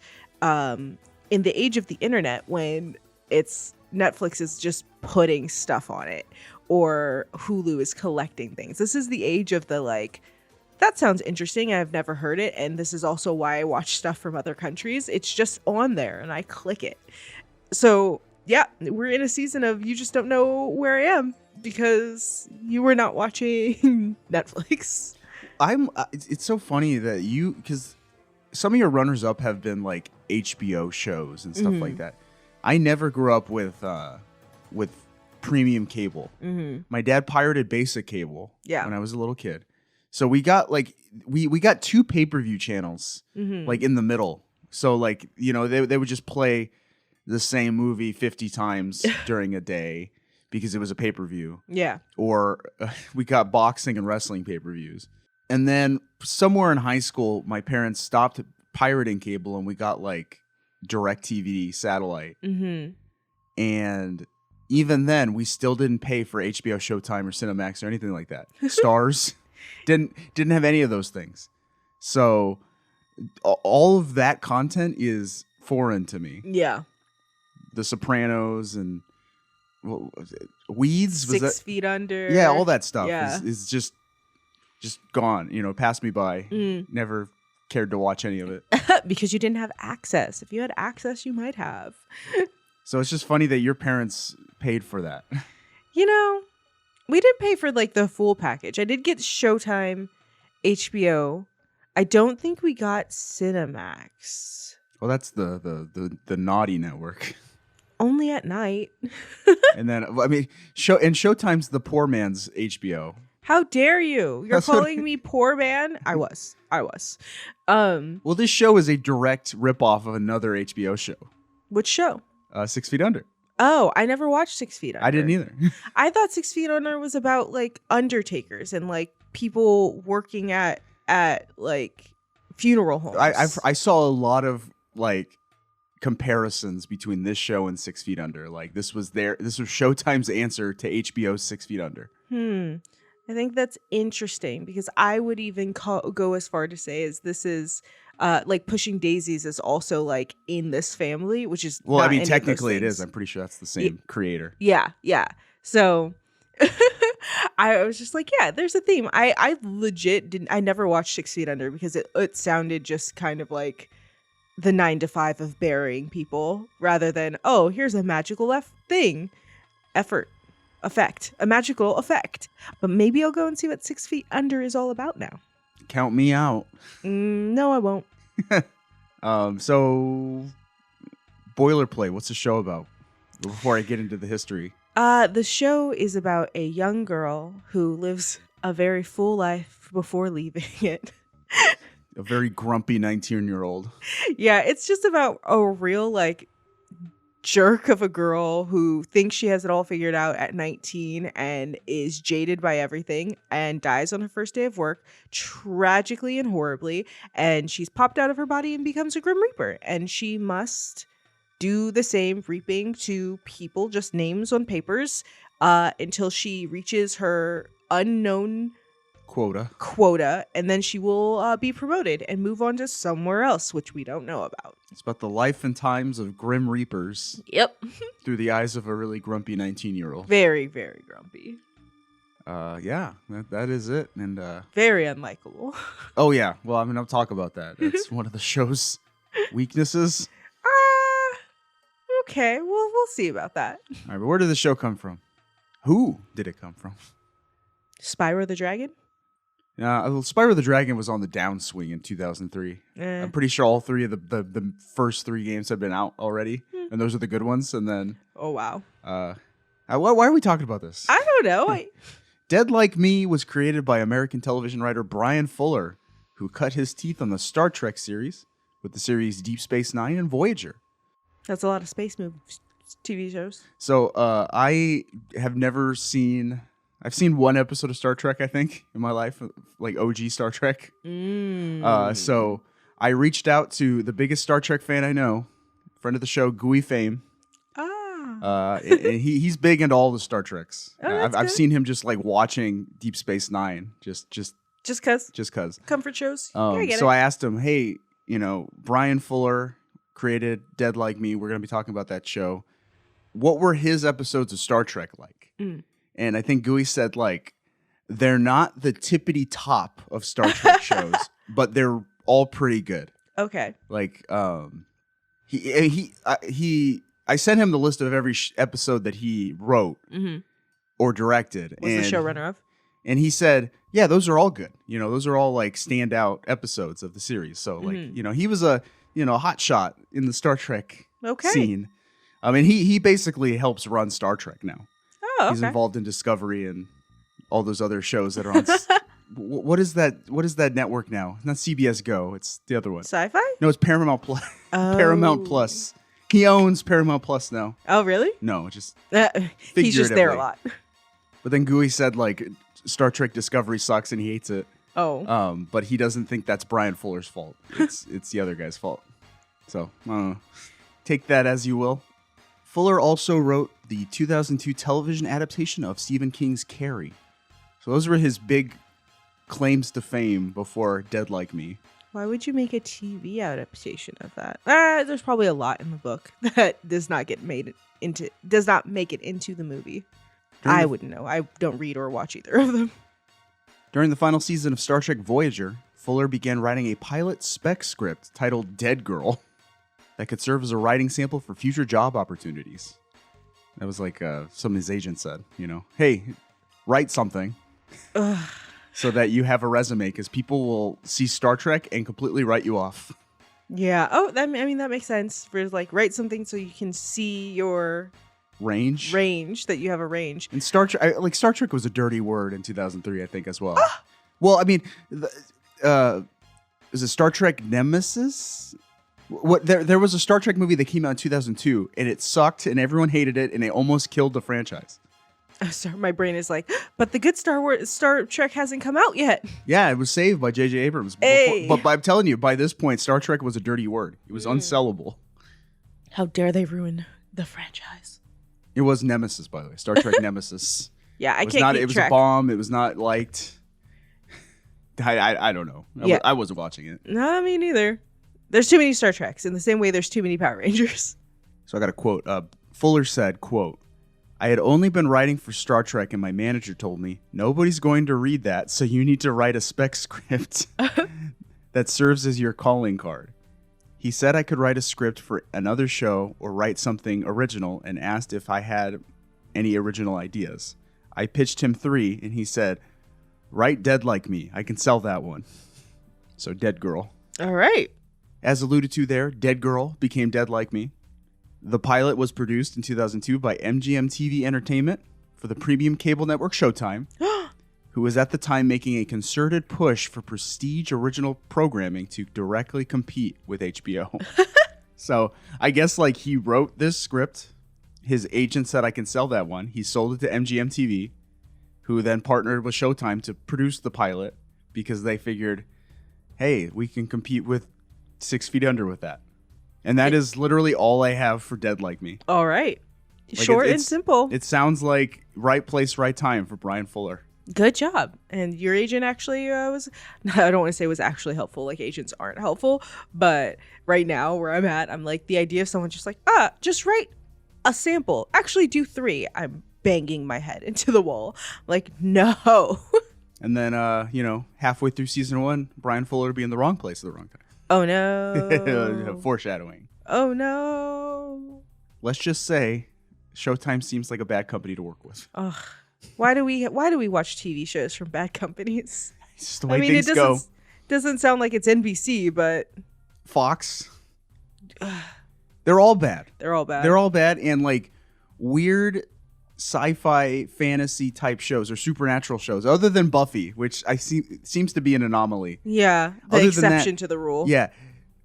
TV networks were not down with that. They wanted safe. They were like, we want the weird cool idea, but we don't want to commit, or we want to try to control it. They're like toxic boyfriends or girlfriends. But yeah, so we watched the first episode of Dead Like Me. It's called, you want to take a guess? Dead. It's just called Pilot. It's the pilot. It's called Pilot. Well, I just want to pause real quick to say, kids, we are very on theme right now to talk about this because we are both a little not alive right now. It's true.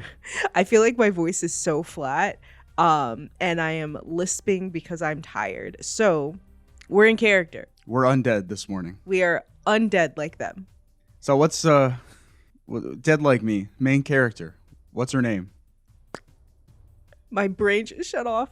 Hold on. My brain now just wants to say Abigail, and that's nowhere close to her name. She's got a boy's name. Timmy. What? Peanut is what my brain wants to say because that's what I call her. Her name's George. George is not a boy's name. Yes, it is. Her name's Georgia Lass. See? George for short. George. And George is played by Ellen Muth. She does a fantastic job. She She does a job. whatever the character was, she pulls it off. But she is. You just play the clip. She's unlikable. That's me. I'd say I'm sorry to disappoint you, but I'm not. I excel at not giving a shit. Experience has taught me that interest begets expectation, and expectation begets disappointment. So the key to avoiding disappointment is to avoid interest. A equals B equals C equals A, or whatever. I also don't have a lot of interest in being a good person or a bad person. From what I can tell, either way, you're screwed. She's cynical. She's not really even sassy. She's not like, she's sarcastic in a really dry way. Yeah, jaded is the thing, but unnecessarily jaded. Like, it doesn't make sense as to why she has such a, I don't want to say pessimistic worldview, but she has such, it's the most negative. This is someone that came of age right at 9/11. You know, fair. But I would say I fall into I think that's the interesting, we'll talk more about it, but I think it's interesting because I think there's in a lot of ways where it's like, yeah, my mindset is very similar to George's, but I don't present it that way. Yeah, she's so like I said, cynical is the best way to put it. She's so unlikable. Like to people in the show and to me. Yeah. You know, like, yeah. This is not someone I want to hang around with. This seems like a really toxic person. Oh, absolutely. Like, she's too toxic to live in this show, and that's what happens. Like, literally, she is someone who's so toxic. Yeah. That, she just has to die and not bother people. She's a bit of a plague to everyone around her. Yeah. So, like, we open up and what is she doing? Like, the first scene, what's her deal? She is at a temp agency waiting for an interview. Wow. I'm going to say the whole thing again because my talk was bad. She's at a temp agency waiting for an interview. Yes. And I don't have the introduction of the next character, but she comes in. What's her name? Dolores Herbig. As in? Her big brown eyes. That's a line from the show. Is it Dolores? I don't know. Dolores feels right. It's Herbig. Even my clip's just called Herbig. But she's interviewing. She's getting interviewed by this temp agency lady. Mm-hmm. The temp agency is called Smiling Time or Happy Time. Happy Time. Why did you even come here, lady? So Georgia is clearly not ready for Happy Time, and all of her answers are just short, unenthusiastic, and she's there talking to this really fake old lady who works at this place, who's like trying to put a smile on, and this is the exchange that happens. I haven't seen you smile once since you set foot in this office, and a sunny disposition goes a long way in any line of work, especially here at Happy Time. Trust me, no employer is going to want a sad sack on their hands. Look at me. I certainly wouldn't have gotten as far as I have. How far is that? I beg your pardon? How far have you gotten? I mean, it's not like this is a corner office with a view, and like every day you have to find jobs for people, most of which are probably better than yours, and that has to suck. I bet they don't pay you much either. Just making an observation. So it's like that's Georgia in a nutshell right there.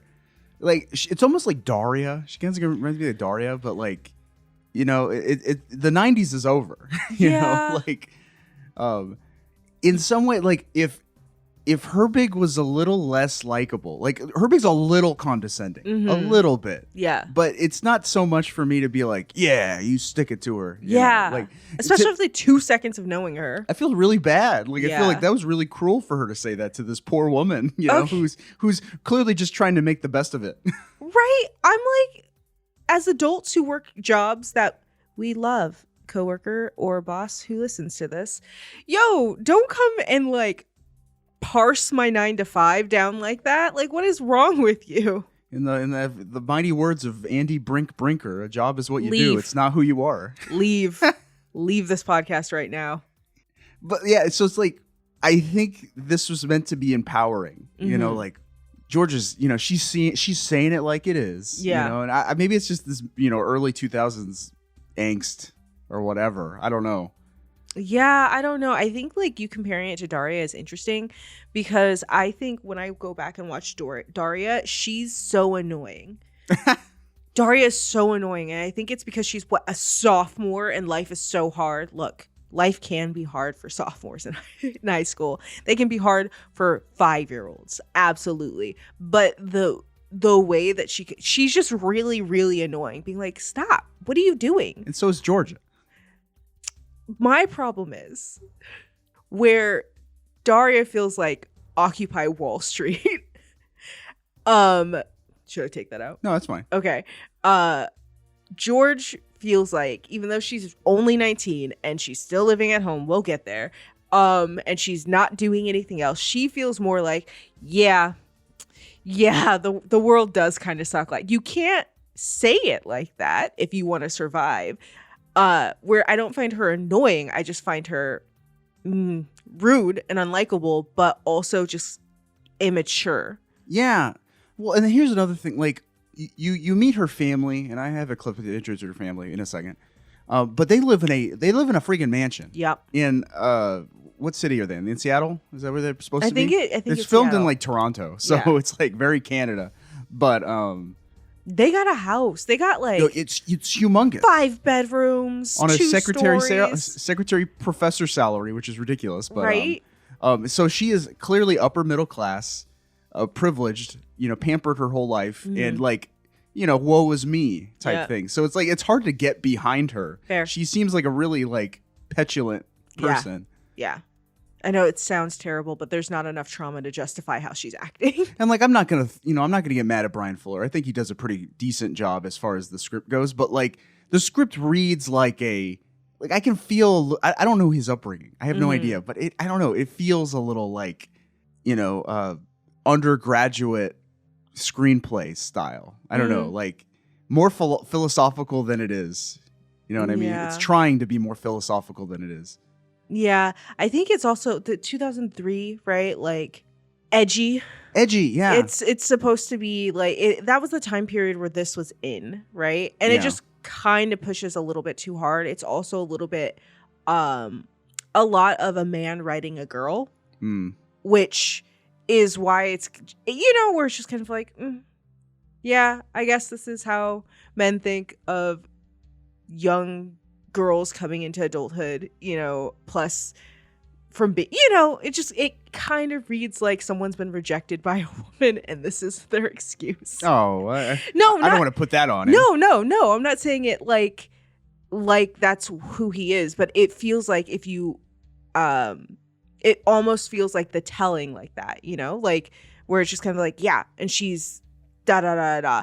It still like fits the storyline and this person, but like that's the levels of it's just like, who's acting like this? Who's legitimately acting like this? And it feels like an improper retelling of what, like I could see this character still be this way because there's so much voiceover that it could just be a lot of this is said in her head and she's just she has the quiet, creepy stare down and she just doesn't respond and she just makes people uncomfortable that way.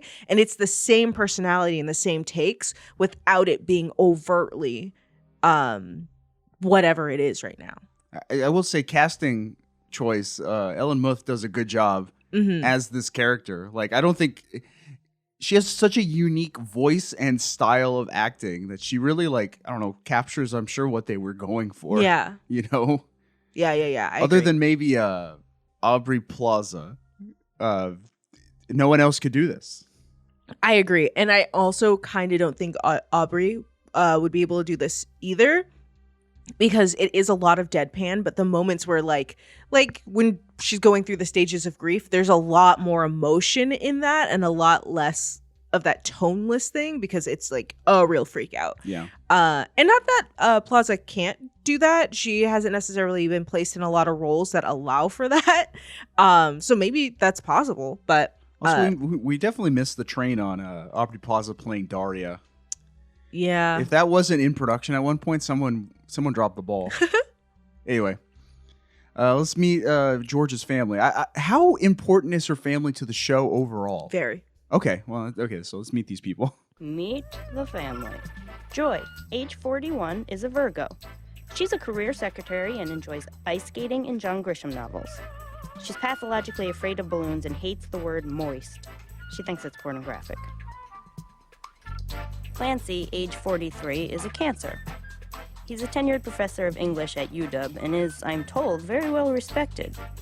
He's having an affair with one of his graduate students. And that's Reggie. She's 10. She's not really invisible, but as far as I'm concerned, she may as well be. There you go. Mom, Dad, and Reggie. Mm-hmm. And there's like some like, I don't know what you describe this as like magical realism or like, I don't know, just like stylistic choice where for the whole scene until Reggie is introduced, she's sitting at the table and she's invisible. You can see her glasses. It's just glasses floating. Yeah, and it was just to, I guess, represent that Georgia and her don't have a great relationship, you know, and at some point in Georgia's life, like she just like, I'm just not going to have a relationship with my little sister. Yeah. Which, you know, relatable, unfortunately. That's kind of what I was like when I was a teenager with my little sister, you know. Not great. No, it's just a way, yeah. Not to come up with excuses, but this is relatable Yesterday, and your sad. sister showed me a picture of you guys, and she said verbatim, "This was when he liked me." Oh. And I was like, he still likes you. He's just busy. Plan to hang out with your sister. Well, no, please. there was that point in the middle. I know. There's a point in the middle where it was, it's just there wasn't much of a relationship. Yeah. I know that's what she was referring to, but I was like, oh, okay. Yeah, so a little close to home with this one, but anyway, yeah, her mom and dad are troubled people. Her dad's having a relationship with a grad student, which we see a little bit of, right? Yeah. Yeah. At the funeral. Yeah. Yikes. And mom is uptight. Yep. And sister, she doesn't even speak in this episode. The sister? Yeah. You won't hear her speak for several episodes. Okay. You won't hear her speak ever. Nope, because I never want to watch this show. Okay. Didn't sell me on it. Anyway. This or Tribe? Which would I get you to watch? This or The Tribe? I feel like The Tribe would be funnier. All right, cool. I'm not watching The Tribe. Sure. So that's her family. Yep. And like the family stuff, especially with her mom, like her mom like wakes her up and says, you've got a job to do. You got to get up, you know, and then you're going to move out of my house. Mm-hmm. You know, and I was like, yeah, because George really is like a little entitled child. Yeah. Still living with her parents. She's 19 years old. She dropped out of college. She's lazy. Yeah. Doesn't want to get out of bed. Doesn't want to dress nice for work, and her mom is going to have to dote her and get her to do this stuff. Yeah, I think the real problem with her, because right, like we live now, and people live with their parents because you really can't afford anything else, but you are adding to the household when you do that, right? Or I think the biggest issue, and I'm on Joy, the mom's side here, she is just as abrasive. Like, it's obvious that this is learned habits for George and not necessarily all nature, you know? Yeah. But like the thought of just having someone in your home doing things that you don't enjoy in the home you pay for and not doing anything but just lying around, right? She's a freeloader. I understand that George or that Joy is like, no, you need to get out of this house so you can see what it really looks like to like have to earn what you've got, right? Like I doubt they could have been handed this home, but upkeep and all of these things that go into it, you know, like that is learned and experience. And you don't ever, I would hope a parent wouldn't want to just throw their child out into the wild and be like, figure it out. But some children you kind of have to. Yeah. And I there's a scene where George is at home and she's going to bed, and the narration is just kind of like reflecting on her life at the moment. I described it as a quarter life crisis because it's sort of like you're at that point in that juncture, you know. Yeah. For her, she's 19, but you know, most people, like, I feel like I experienced this a little bit in my mid-20s, where it's like life isn't going the direction I want it to. What am I supposed to do? You know, like, what am I supposed to commit to for the rest of my life here, right? Yeah. And I have a clip of that. When I was little, my mom told me Santa Claus didn't exist. Neither did the Easter Bunny, the Tooth Fairy, or the Great Pumpkin. Even though she didn't say so specifically, I just sort of assumed God didn't either. Otherwise, I'd probably be praying right now. I'd pray for world peace, etc., and maybe even for a little guidance. I mean, do you know what it's like to be cusping on adulthood and not know who you are, what you want to be, or even if you want to be? It's 10 shades of suck is what it is. There you go. I feel like, I mean, that's a little bit of character development on George's part. Yeah, I think that in this time alone is not necessarily the character development. I would say it's the core, right? Like she's lashing out because she's at this place where it's, you know, that thing that we always talk about, we as a generation, not we as you and I, where you're told you're a child, then you turn 18 and it's just like, figure it out. Here's some debt. Yeah, you can smoke. Yeah, you can vote. No, you can't drink, and go. Like, yep. It's literally a day from I'm 17 and I'm still treated as a child and I'm seen as a child and everything I do. And now 24 hours later, I'm an adult in every way that counts in society. And I need to make a decision right now as to what I'm going to do for the rest of my life. And that is scary, right? Like, and people have a lot of different reactions. Some people like fight, flight, flop, you know, where they're just like, I'm just going to sit here until something happens, or I'm going to have someone arrange my life. Some people do as George do, right? Where they just fight again. Well, she's probably flopping more than anything else. And I definitely get the heart of that. And even in this moment, right, where she's just kind of like looking at the grand expanse of life before her and the decisions that she's told that she is now capable of making and that she needs to just make, and be like, nah, dog, like, I'm not prepared for this. I don't know. You're not giving me a second to breathe. So I think that even though she's super, super unlikable, this is why I was like, I would prefer her over Daria, because like at the core and what is stripped away as you watch the show is this thing, this fear, and everything else is a fear response for her. Yeah, I get what you're saying. You don't need to like her. Also, this scene, I think something about the writing is a little cringy. Oh, absolutely. Like the 12 Shades of Suck. That's what it is. You know, like it. Like I said, it reads like an undergraduate script. You know, and I'm like, not to throw shade at Brian Fuller, but yeah, something about the writing in this seems really cringy, and it might be just the time.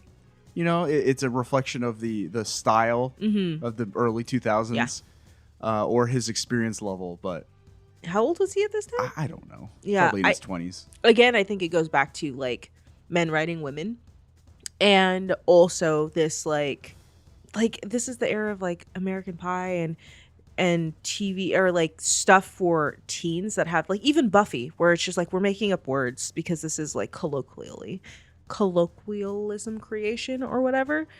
But I'm with you, right? It's just kind of like when I was listening to it, I was like, okay, I get what you're saying, but whatever. I roll. Yeah, but even like the heartfelt stuff, like, you know, I don't believe in God. If I did, I'd be praying right now. Like it just seems kind of like on the nose, you know, like pseudo philosophical, pseudo heartfelt.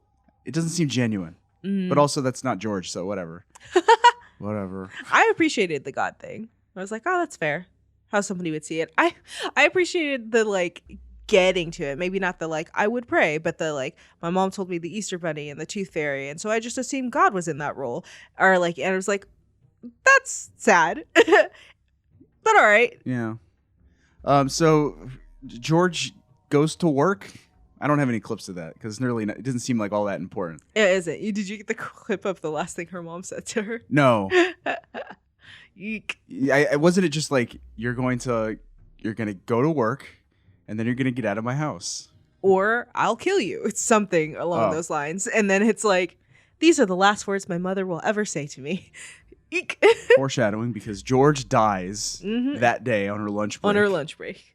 They say your entire life flashes in front of your eyes the moment before you die. That might be true if you're terminally ill or your parachute doesn't open. But if death sneaks up on you, the only thing you have time to think is, aw, shit.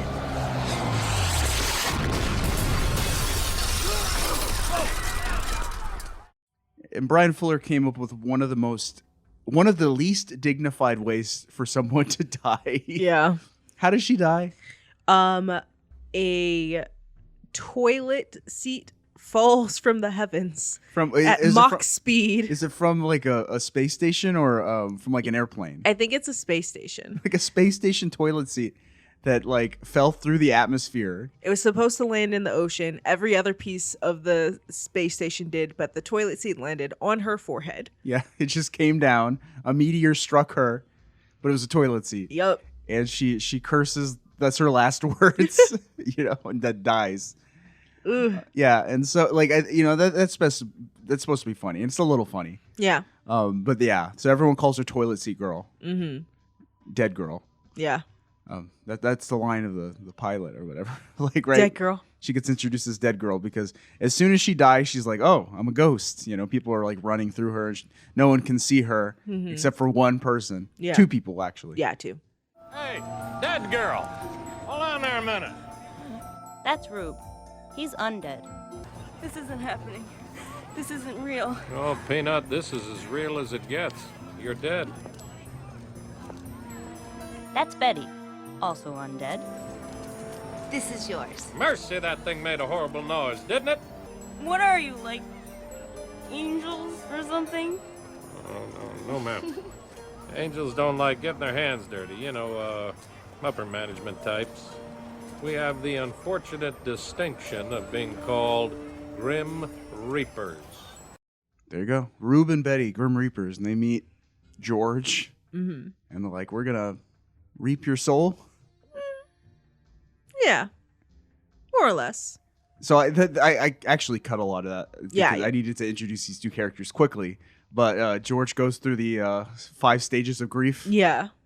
Which I guess also apply to dead people. She's like, denies it, like this isn't happening, and then she's mad. I have so much life. I'm so young. Betty has the lines like, "You weren't really doing anything with it." And she's like bargaining. Why don't you just take that homeless guy over there? He wasn't using his life. I won't tell anyone. Yeah. So, Rube and Betty are the Grim Reapers. Rube, or some of them.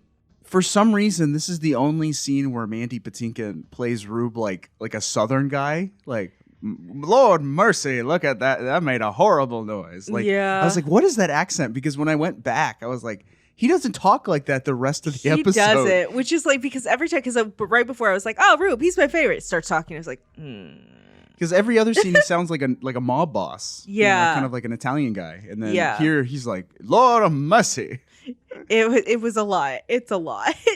So he was finding the character throughout the episode. Yeah. A little throughout I think he kind of solidifies around like episode 3 or 4 where you're like, that's the voice, that's the attitude. And then Betty she will not be with us long. She's lady. She's kind of like a fashionista. Vain. Even though she's dead. Well, undead, excuse me. Yeah.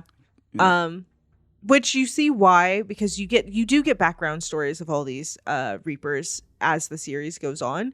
Yeah. So there's reasons behind it. But yeah, she's just kind of there like, here's your name tag, and yeah. I looked it up. Her name is like, she's played by Rebecca Gayheart, and I was like, where have I heard that name before? And I looked it up. She was the lady who was cast as Inara in Firefly, but was replaced mid-pilot. Yeah. And they filmed all her scenes and just cut them out. Like, yeah. Joss Whedon purposely shot her in singles. solo, so they could easily cut her out. It's a rude move. And she's not going to be staying with the show much longer either, right? Yeah. She leaves within the season. Her character's not that interesting. It's not, but she's just kind of there to show her the ropes more than anything else. Yeah, and they're both exposition machines. Yeah. In this episode. Yeah. And I think that, like, Rube is my favorite. I like him a lot. Because he does a good job. He does do a good job, and he's very much just the one like, nah, dog. He's the stern hand that she needs. He's sarcastic in the way he's supposed to be. Mm-hmm. Like, he sounds sarcastic, whereas George is like dry sarcastic. Yeah. He's entertaining. Yeah. Like, he's cynical, and it's just like, yeah, this is my job now. Mm-hmm. And I'm just gonna like whatever. And we're gonna push on through. He's like the foreman of the undeads. Yeah. Or the supervisor. Yeah, he's the boss. He's management here. Yeah, so he manages a group of Grim Reapers in the city who have to do their job. Yeah. And the first part of the episode, like, Rube is basically there to foster George. Mm-hmm. as the family puts her body to rest. Yeah. So like, you know, he attends her funeral, and George is just kind of there as a ghost observing her funeral. Yeah. And we learn a little bit about I call them the undead rules. Mm-hmm. How come they can see you, but they can't see me? Well, Peanut, you're dead. So are you. Bite your tongue. I'll have you know I am undead. What's the difference? Well, as an undead person, I have certain rights and privileges. For instance, I have a physical body. I can enjoy the sweet deliciousness of this tasty key lime pie. And if I so choose, I can even interact with the living. Observe. How do you do, sir? Fine. See, you can't do that. That sucks. Well, for you dead type, sure, but I like it. Keeps a riffraff in its place. Who is at a funeral and says to a stranger, how do you do, sir? Fine. That's my favorite line of the whole show. How do you do, sir? Fine. Just that guy's just done with it. This is the scene where I was like, Rube is really fun to listen to. He is. You know, I could listen to that guy talk forever. Yeah. So he does a lot of talking in the show. I'm totally down with that. And so you learn a little bit about the Grim Reaper role, because very soon after we learn that George is to be one. Yeah. So what's next? Onward and upward? Onward, not upward. No pearly gates for you. No choirs of angels neither. You dick, you're sending me to hell? Don't flatter yourself, you're not that interesting. You little dead girl are gonna be a Grim Reaper. Huh? Hundreds and thousands of people die every day. Bodies are easy. Dig a ditch, light a match. But what about the souls? Who takes care of them? We do. We're bail bondsmen for the disembodied. See, once their souls ditch the fleshy parts, they're in our custody until they reach their final destination. Yep. And George is going to join their ranks. Mm-hmm. Like, she's got a job immediately after die. Exactly. And we learn a little bit about like that's something I appreciate about this show is like it has an interesting lore. Mm-hmm. You know, like the rules of undead like are interesting. Yeah. You know, and they have their own flavor of what you would consider like, you know, rules of Grim Reapers. Mm-hmm. So for them, it's like every Grim Reaper has an unspecified allotment of souls they need to collect before they're allowed to move on to the next stage, get a promotion. Mm-hmm. So I'll just let Rube explain it. All right. Rube! Everyone's assigned an unspecified allotment of souls to collect. Now, you don't know how many until you've nabbed the last one. Do you remember that weird guy who asked you your name right before you got torpedoed by the toilet seat? Yeah. Well, you were his last one, which means he gets a promotion. Nice benefits package. And you take his place. There you go. And that's why. So it's, you know, whoever your last soul is, they're the one who's going to take your place. Yep. And so poor George was unlucky. Luck of the draw. Yep. She probably would have gone to hell, though. She's not that interesting. She probably, you know. We can't make judgments. We only saw one day of her life. She wasn't doing a lot. Yeah, not doing a whole lot. She wasn't doing a lot. Yeah. And so she immediately is like, cool, I've always wanted a job, right? I don't think so. I don't think she wants to do this at all. No, she does not. She does not even a little bit. But she has no choice. No. None. So, yeah. And so they kind of like show her the ropes, and we learn more about like the rules of this world. Mm-hmm. I have a few clips that we can move into. What do you want to do? Like, just, you know, what eccentricities about being undead are there? People see you, but they don't see the you that you were before you were dead. You are granted a new form, oddly enough. Yep. This is what we look like to the living. Holy shit. Of all the things that go with being undead, this one freaked me out the most. Who decides what we look like? I don't know. Maybe this is what our inner child looks like when it grows up. If that were the case, it looked like my inner child's road to adulthood was paved with crack cocaine, $10 blowjobs, and maybe even a trick baby or two. You think she's pretty? Not as pretty as you. I should have said thank you. I wanted to say thank you. I wanted to smile and flirt and giggle. But instead I said, whatever. One rude thing to say about that actress. Yeah. Well, they definitely like made her look more pallid and Yeah. like, you know, gave her whoever the actress was playing like what George looks like to everyone else. Like, you know, they made her look really pale and, Yeah. and like kind of sickly. Limp hair. Yeah. Yeah. Same for the dude she's talking to, which is another of the Grim Reapers. Yeah. So we didn't introduce him, but his name's Mason. Mm-hmm. Hey, what's up, pussycat? Hey, man. George, this is Mason. Mason. Oh, Mason. Mason, George. Hey. Does this cracker have to stop and talk to every... You just shush me. Now, why you gotta go and do that, man? That's rude. It's disrespecting the dead. All right, come here. You two just murdered each other in a crack den. You do not deserve my respect, hence... Shh. That's cold, man. Mm-hmm. George died a week ago in a freak aerospace accident. Yeah, I remember you. Toilet seat girl. Look, you already got yourself a nickname. Is there like a romantic thing between George and Mason? No. It's only in this episode? It's not even romantic. It's a little bit like... He's a flirt. He does it with everyone. Okay. He's Yeah. like, not as pretty as you. Yeah. No. No. Like she seems a little interested. She has had very little interaction with anyone that is positive. So, ooh boy. Okay, so yeah, that goes nowhere then. Yeah, no. Got it. It seemed like this episode was establishing that. Like, no. There you go. And I appreciate that. I appreciate that it's not like, oh, there's a love interest. It's like there's a lot going on. No. Yeah. So, yeah, Mason is one of the main characters that we'll see a lot in this series. And even in this episode, he helps her out with something that is another kind of Grim Reaper role, like helps her figure out how to live. Yeah, because he goes, hey, she needs a place to stay. Yeah. You probably don't have this clip, but my favorite line that Rube says in this whole thing is right here, where he's walking away. He's like, I love you, Peanut, but you're driving me crazy. Yeah, I thought I had that. Oh, did you? No, I guess I don't. Yeah, so Mason takes Rube to an apartment that he knows about. What? Right? No? Does not take Rube.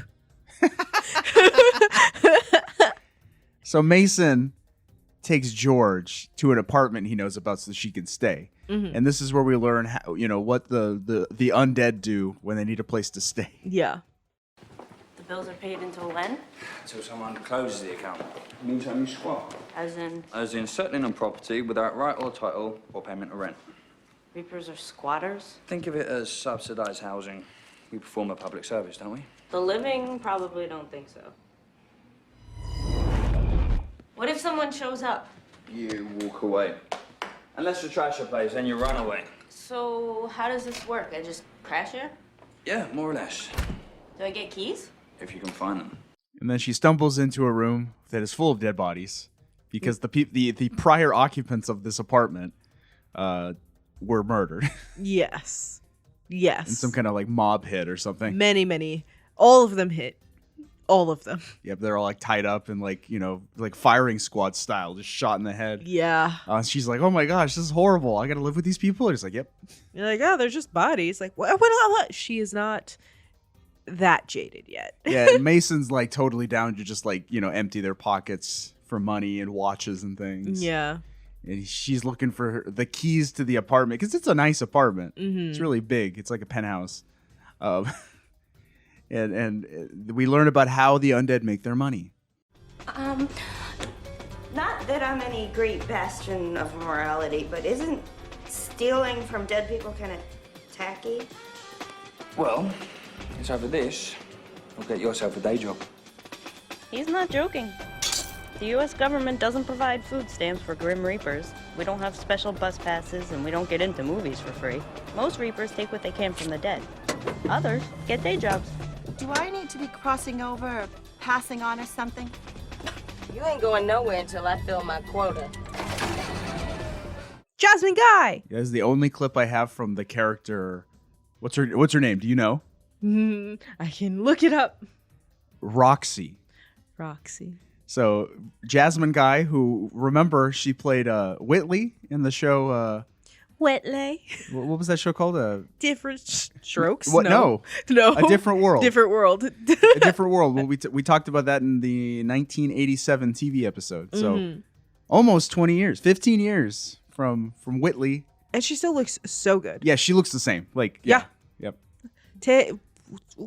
Take care of your skin. Yeah, Jasmine Guy, who she doesn't have a whole lot to do in this episode. Is she like a big character later on? Okay. Absolutely. Yeah, but this episode she doesn't get a whole lot to do, but she's a meter maid. That's her day job, but she's also a Grim Reaper. Yeah. And so that was her, like, she had some soul in her meter maid cart saying, like, and she's like, I'll do that part. That is my second job. My first job, so that I can pay rent, is this one. So shut up. Yeah, so they, Jasmine Guy Roxy shows up at breakfast when all the Grim Reapers get together to figure out what their jobs are for the day or whatever. Every day, that's what they do. They go to the diner. Rube tells them what their job is that day, and then they go do it. Yeah. Who their job is that day. Yeah. And so again, I appreciate all of the little like world building that this show does, because it is interesting how, think about it logically. You've got Grim Reapers. They have to stick around on Earth and harvest the souls of dead people. Right. How do they make their money? How do they live? And it's like, yeah, they can either steal from dead people because they deal with that's their business. Yeah. Or they work and do this on the side. These are our options. And there's one more piece of world building. Like the supernatural doesn't play a whole lot into this series, or this episode at least. But we do learn one more supernatural thing about death in this episode. And death is caused by Gravelings. It's not caused by them. So, do you guys get off dropping pianos on people? I mean, is that like a fetish or something? It's not our job to drop the pianos or the toilet seats. Whose job is it? Gravelings. Gravelings? Are they invisible? Oh, they're not invisible. Just can't see them. Not when you're looking right at them anyway. But sometimes when something's about to happen or just happened, you might catch a glimpse of one of them out of the corner of your eye. So just don't freak out. But they're real.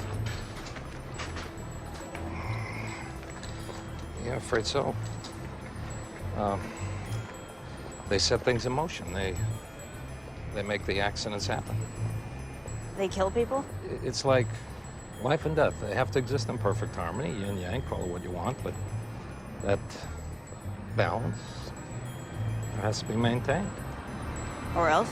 Or else things get out of hand, and that ain't pretty. Okay, so maybe they do kill people. They do. He's trying to make it less scary for the new little girl. Yeah. But Gravelings, like, they're like this gremlin. Like, they're like ghostly gremlins that show up whenever someone's about to die, and they might move something here and there to cause the accident to happen. Yeah. If it's caused by an accident, which is what they do talk about it later, right? They talk about it in the episode. There's a lot of different ways that death happens. Yeah.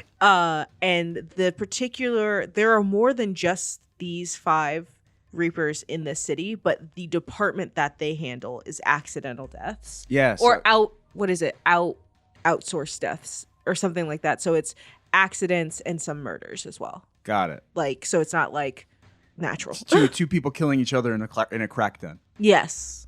Accidental death. Okay, yeah, I missed that part. Oh, okay, yeah. That makes sense. Yeah. Yeah. Because you're not going to see it, but you run into other departments and different things like that take care of other stuff. It's not just there's two. Like, if you think only 5 people die in a city a day, because that's really like each of them get one soul to collect. No, sirs. Yep. So Mason actually takes George out on his job that day, just to show her what happens. And they go to a bank, and the scene is introduced like this. As the fly upon the wall, observe, do not interact. That's very zen of you. You must smoke pot. Seriously.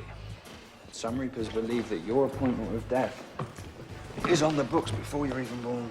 What if they don't make the appointment?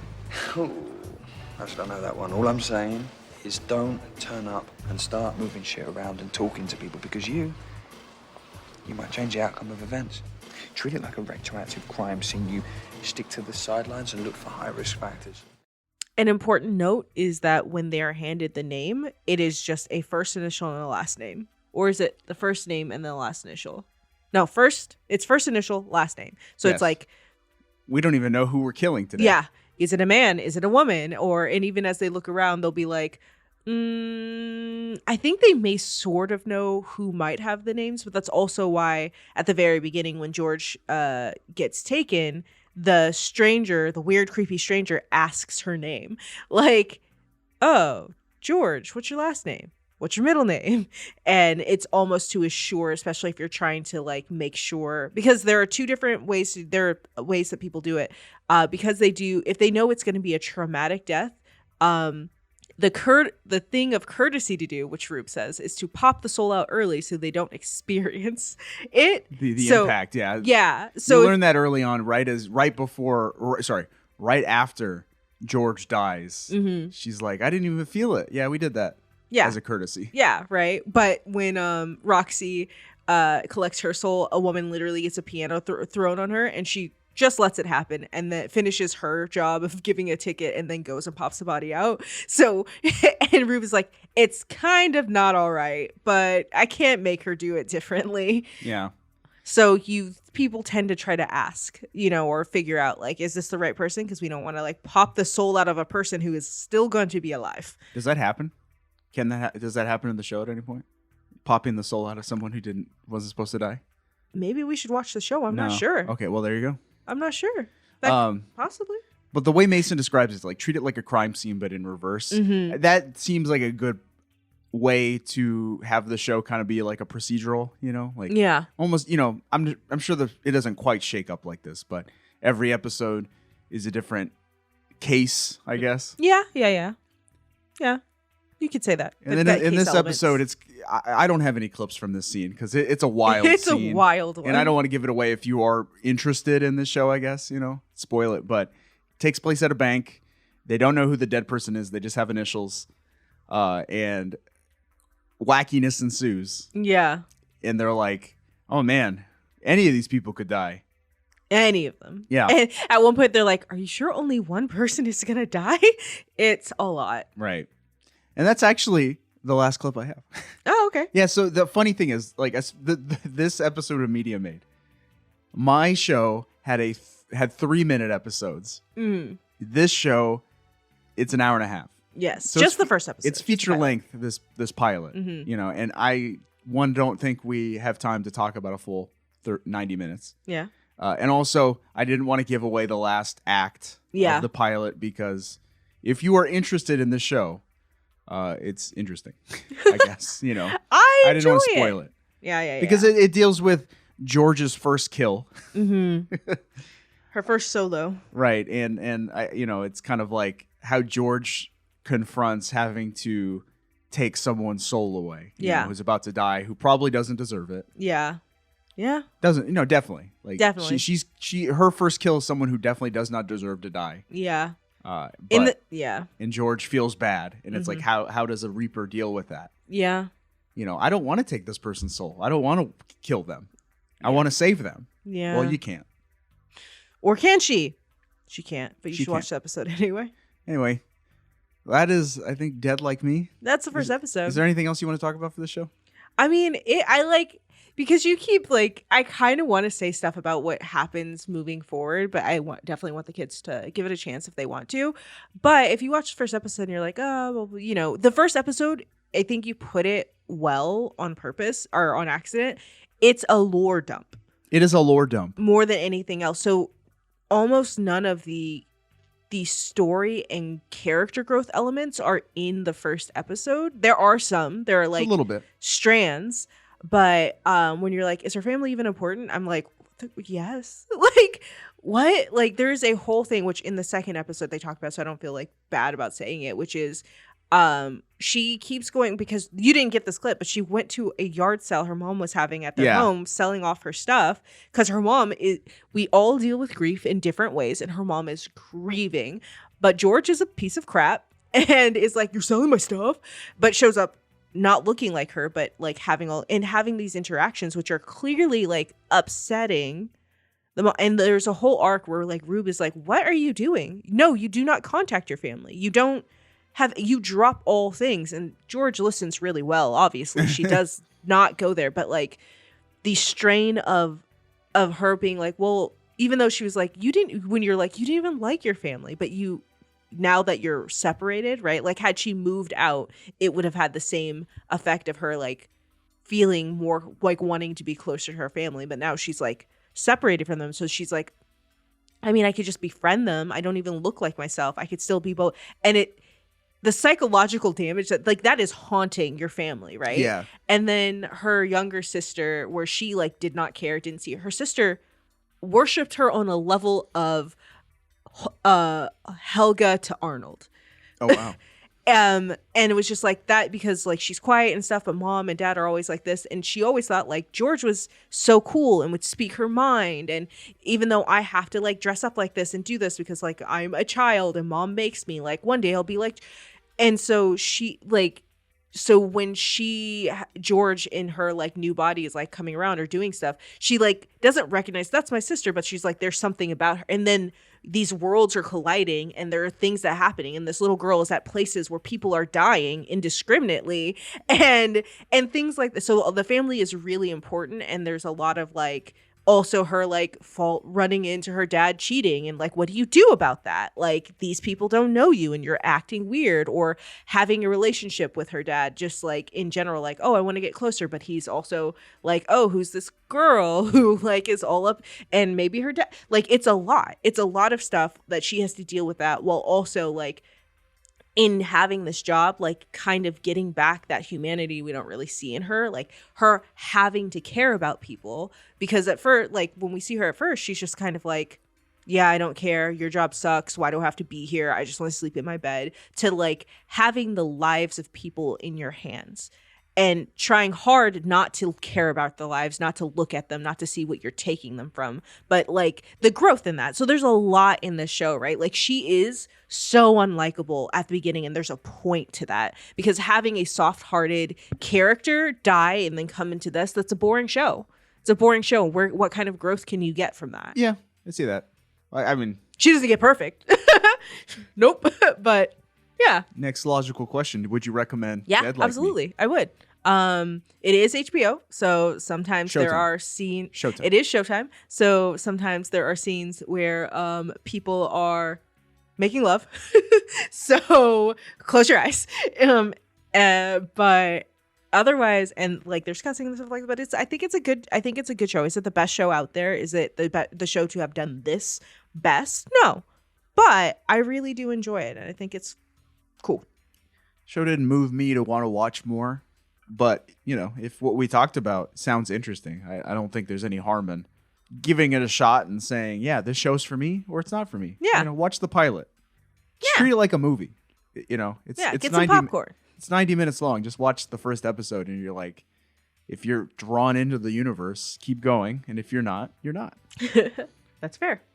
That being said, it is the better of the shows we watched. Bah. No. Well, we'll talk about that in a little bit. But what did the world think of Dead Like Me? The ratings for Dead Like Me's premiere were 1.11 million viewers, a record for a Showtime premiere that would not be beaten until the premiere of Shameless 7 years later. Shameless is a good show. Just kidding. Don't watch Shameless. The show's complete ratings were not released, though executives claimed to at least one reporter that Dead Like Me had ratings 3 times Showtime's primetime average. So, according to executives, Dead Like Me was a hit on Showtime. Absolutely. I believe those executives. Why would they lie? Dead Like Me's pilot received a lukewarm reception. IGN, for example, said, quote, "The best pilot episodes get you hooked from the start, wanting to see subsequent episodes right away. The worst pilot episodes are completely unwatchable and devoid of entertainment value. The Dead Like Me pilot lies somewhere in the middle." The New York Times said, quote, "The trick is somehow to create a work that feels fresh and organic. This is the final trick that Dead Like Me doesn't pull off." And SF Gate, despite seeing the show as derivative of HBO's 6 Feet Under, said, quote, "Dead Like Me balances melancholy with predominant humor in a believable, smart fashion." They also said, quote, "Showtime is making great strides in this series in particular deserves a wide audience. Okay. So, Oddly- varying opinions. Oddly, that does make me want to watch at least the first 2 episodes of 6 Feet Under. Following the pilot, the show garnered strong reviews, with praise going to the writing, tone, and humor. LA Times, for example, called it, quote, smartly written and urbane, tender without being sappy, and rich in wonderfully dark, twisted wit. Many criticized Dead Like Me's main character, George, with Rotten Tomatoes critics' consensus noting the series, quote, deficit in likable characters. They're not wrong. Seattle PI, for example, said, quote, not even this, referring to the derivative afterlife plot, is the show's failing, however. That lands squarely on the hunched shoulders of the girl navigating the story, or rather her persona. You have to like the ghost leading you into the beyond, and Muth's character makes that almost impossible. When George isn't frowning or morosely staring at people, she's whining and bemoaning her lot, and that gets old by episode 2. You can agree. I think it grows better. And that's my position. Dead Like Me's pilot was nominated for 2 Emmy Awards for Outstanding Music Composition for a Series and Outstanding Visual Effects for a Series. And that is it for... Visual effects. Do you remember the toad? Oh, yeah, there's some like CG toads jumping around because toads like represent like life and death. There's a toad God. and a frog. There's 2 different things. But yes, it's not good. But the gravelings look okay. Mm-hmm. They're like CG gravelings that crawl around. They look okay. Yeah. We've seen way worse. We have seen way worse. And where did Dead Like Me go from here? Dead Like Me ran for 2 seasons of 29 episodes. I mean, you kind of mentioned a few things that happened later on in the series. Any other standout moments? Honestly, there's a lot, because all of the Reapers, you get a sense of, you get some like flashbacks of what their life was before and why they are like the way they are. And then some of them are just kind of like, Mason died in the 1800s, I think. Like, he's been doing this for a while. Yeah, if you look at the Wikipedia article, you see like character bios, like, Yeah. and they all have like their life and death dates. Yeah. Or their birth dates and their death dates all written down. So, yeah, some like I think like Betty died in the 30s or something. Yeah. Yeah. And so like I think it's really interesting, all the like moments where you really get to see how they ended up here and have that fleshed out. Yeah. It's kind of proto Lost in a way, because Lost was way into the flashbacks. Yeah. So, interesting. Who did it first? Dead Like Me. Dead Like Me.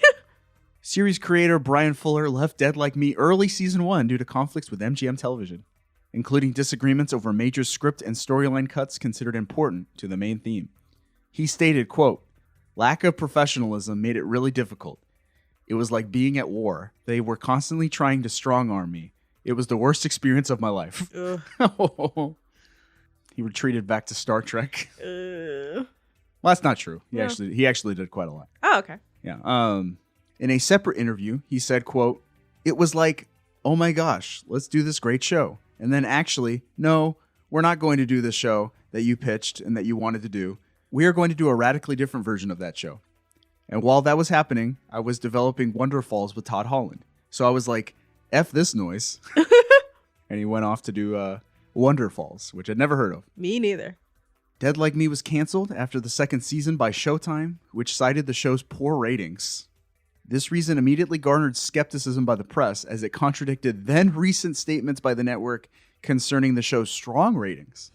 So we were all getting mixed signals from Showtime. Yeah. Like, did the show have good ratings or bad ratings? And they canceled it, and they said, well, it had bad ratings. Even though like a month before, it had good ratings. Good, not great. So cancel. Yeah, so we don't know why Dead Like Me was canceled.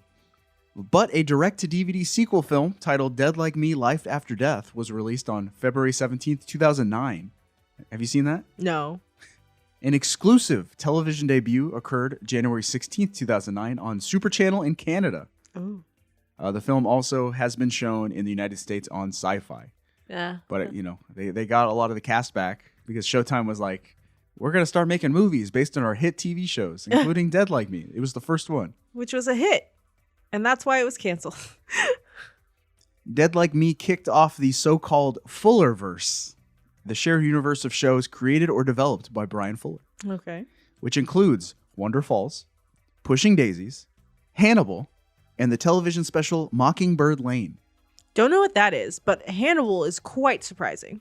Dead Like Me characters Georgia Lass and Reggie Lass, her sister, played by Ellen Muth and Britt McKillen respectively, were reinterpreted as respective Hannibal characters Georgia Madchen and Miriam Lass, both played by their original actresses. That's cool. Yeah, so they've basically been George and Reggie in Hannibal. Huh. And then there are other connections, I guess Happy Time Temp Agency has appeared in other shows that Fuller has made. That's interesting. Yeah. So there's a Fullerverse out there, just like there's cool. a Whedonverse. That's cool. I get that. I feel like if I was writing stuff and I just needed to pull something, I'd okay, I already have this full business in my head. We're just going to say it's over here. And it sounds like he enjoyed working with these people. So Yeah. brought him back. That's Dead Like Me. That's Dead Like Me. All right, going back to the assertion. Dead Like Me. Dead Like Me wins. I think it's Star Wars, man. You think wrong. Star Wars, Clone Wars, I think is an immaculate television show. I know it's short, it's little bits and pieces, but it's a work of art. I want you to know the internet's going to agree with you because the internet knows Star Wars and likes Star Wars, but you're wrong, and the better show is Dead Like Me. I'm I know that Star Wars is it's a media tie-in, it's there to write off the movies, but Clone Wars is better than Attack of the Clones, the movie. This is a TV show that's way better than the movie it spawned it. The art is amazing. The writing and tone and just everything about it is just artfully done. Yeah, I'm not saying it's bad. I'm saying it is really good. It is really, really good. Dead Like Me's better. All right, well, we're splitting that star in half. You can help settle the score on Twitter and on Instagram at mediamade show. I will be taking no votes that say the wrong answer. So with that said, what's next? Runners up? Yeah, if you want to. Do it. Okay. Well, for you, if we were not watching Warring Stars, Clones, we could have been watching. But by the way, this is I think we alluded to this in the last segment, but it's I'm watching a lot of TV in 2003. Yeah. Jess is not. Yeah. Maybe you should go first. No. Okay, go ahead. I always go last. We could have been watching Viva La Bam.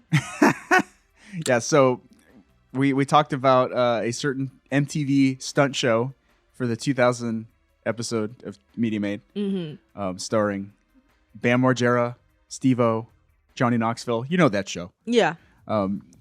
That show was such a success, but also MTV did not want to air it because it was too controversial.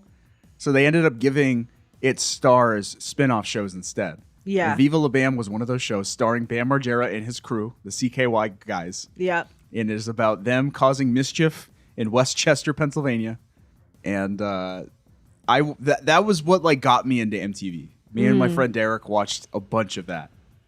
And this show is really bad now. Yes. I've gone back and watched Viva La Bam. It's bad. It is. It's clearly staged. It is. That's what's bad about it? Well, not just that. And Bam Margera is a volatile person. Even still today. Yeah. We're still seeing the aftermath of Bam Margera's time in the limelight. This show ruined him. Yeah. And he's the problem is he indulged in every bad behavior while making these shows, and now he's living with the aftermath of it. His body's broken, his relationships are broken, he has addictions and problems with the media. I think he has mental health issues. Yeah, I don't know anything about current Bam Margera. I do know I may have caught a third of an episode in my life, and I said, "This is stupid. This is not for me. Why are the parents still letting him live at? I cannot." And I turned it off. And I feel like I was 13 at the time. He is the Logan Paul of 2003. Wow. That's what it is.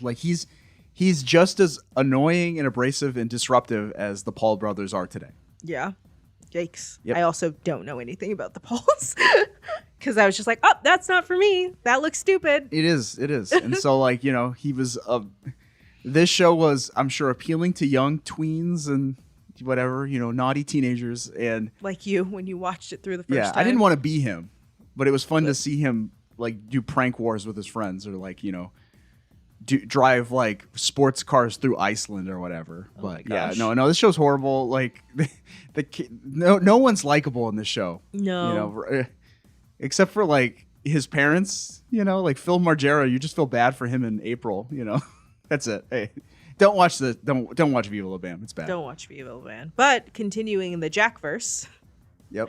Wild Boys. Wild Boys is the better spinoff. Yeah, I definitely watched episodes of Wild Boys. Like if I saw it on, that would be the only thing I watched on MTV unless they had like a music video block. I'd be like, oh, Wild Boys. I'll watch that. That is a show starring Steve-O and Chris Pontius, where they basically travel to different places around the world. And it's sort of like a travelogue with two idiot Americans. Yeah. Really. And like, yeah, they do a little bit of stunts, but it's mostly like them experience kind of like the weird cultures that they inhabit. But like they're dumb Americans who are down for anything. Yeah. And like they end up getting themselves in situations where they're like interacting with exotic animals and, drinking exotic drinks and foods, And going to the hospital for many, many bites. Yeah.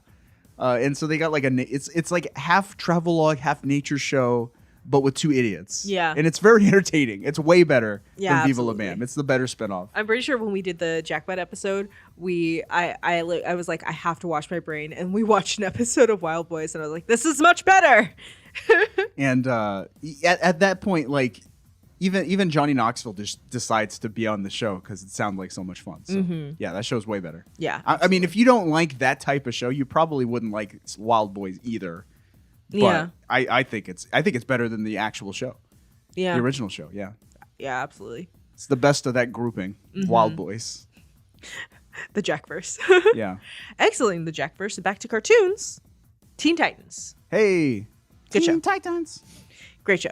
Not Teen Titans Go is not the one that we're talking about, Nope. obviously, because this is 2003. Yeah, Teen Titans, the original, the OG. Yeah. That show was really good, and I feel like I always wanted to continue watching it because it was almost serialized at one point, where they actually started to like get into like Beast Boy plot. became like a really big character. Yeah. And stuff like that. And Raven and her daddy issues. yeah, and Robin he broke bad for a little while. Yeah. And all that stuff was interesting, but like because it was hard to watch Teen Titans in order on terrestrial television, I would miss episodes and get lost Yeah, in yeah, the yeah. continuity. But that show, it was really good. It was a really really, good. really good cartoon show. Yeah. This was back like that. I think also aired on Cartoon Network. Yeah, it did. Cartoon Network was the best Yeah. kids network at this time. Top tier. Yeah, because it was airing all the anime that you were watching too. Yep. And finally, Red versus Blue. Oh, is that our? No, it's not our first web series that No. we've mentioned. We've talked about Homestar Runner before, but Red vs. Blue is a web series created in the video game Halo.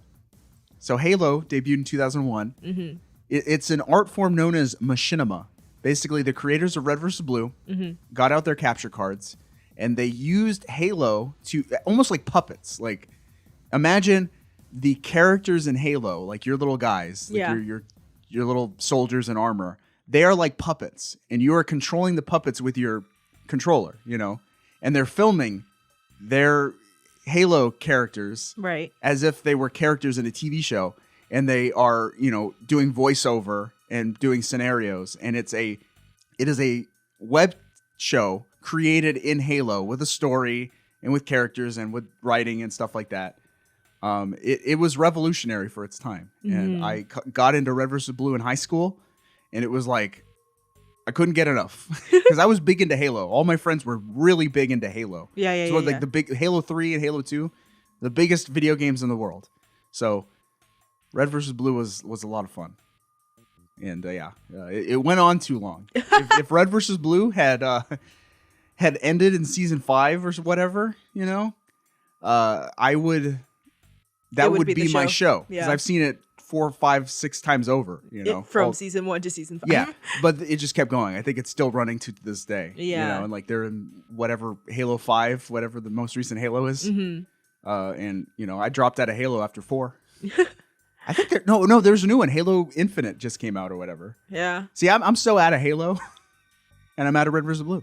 Well. Anyway, Red vs. Blue, incredible show for its time for a teenage boy. Cute. What do you got?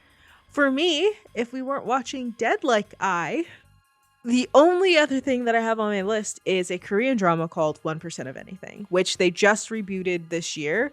It is not my show for a number of reasons, but the biggest reason being that I was watching this in 2007 on ripped sites because you weren't getting stuff like this and as easily as you could now. So I didn't get to finish it because it just wasn't all available during that time on the sites that I was watching it on. Also, my computer got a lot of viruses. Is it a romance? It is a romance. Is this their first mention of a Korean drama? Yeah. So, hi kids, welcome. It is the era we are going in. For the next few years, you're gonna sense there's gonna be a theme of you will not be understanding the clips for my part. Jess loves those Koreans. I like Korean media. It's really good. It satisfies the storyteller in me because for the most part, shows, which we'll talk about next year, spoil alert, have one season of between 16 and 20 episodes and they don't do anything else. So every storyline is wrapped up and there's no unnecessary stuff because you want to make more money by dragging this out 10 seasons. And I love that. It's like reading a book. Everything has a reason that it's happening. Unless it's a comedic one, in which case sometimes there's just stupid like strings for no reason. So that is all. Like I didn't really watch new TV this year. I was watching anime. I was watching anime reruns, guys. That's what I was doing. So look forward to plenty of Korean shows moving forward. You don't have to look forward to it. Look, I'm going to apologize right now for next year. I'm sorry. 3 months from now, kids, it's not going to be great. So that is the end of our show. Go out with some plugs so you can follow the show on Instagram and on Twitter at mediamade show, where we'll have those polls. You can help settle the score. We'll post some clips and art maybe. Who knows?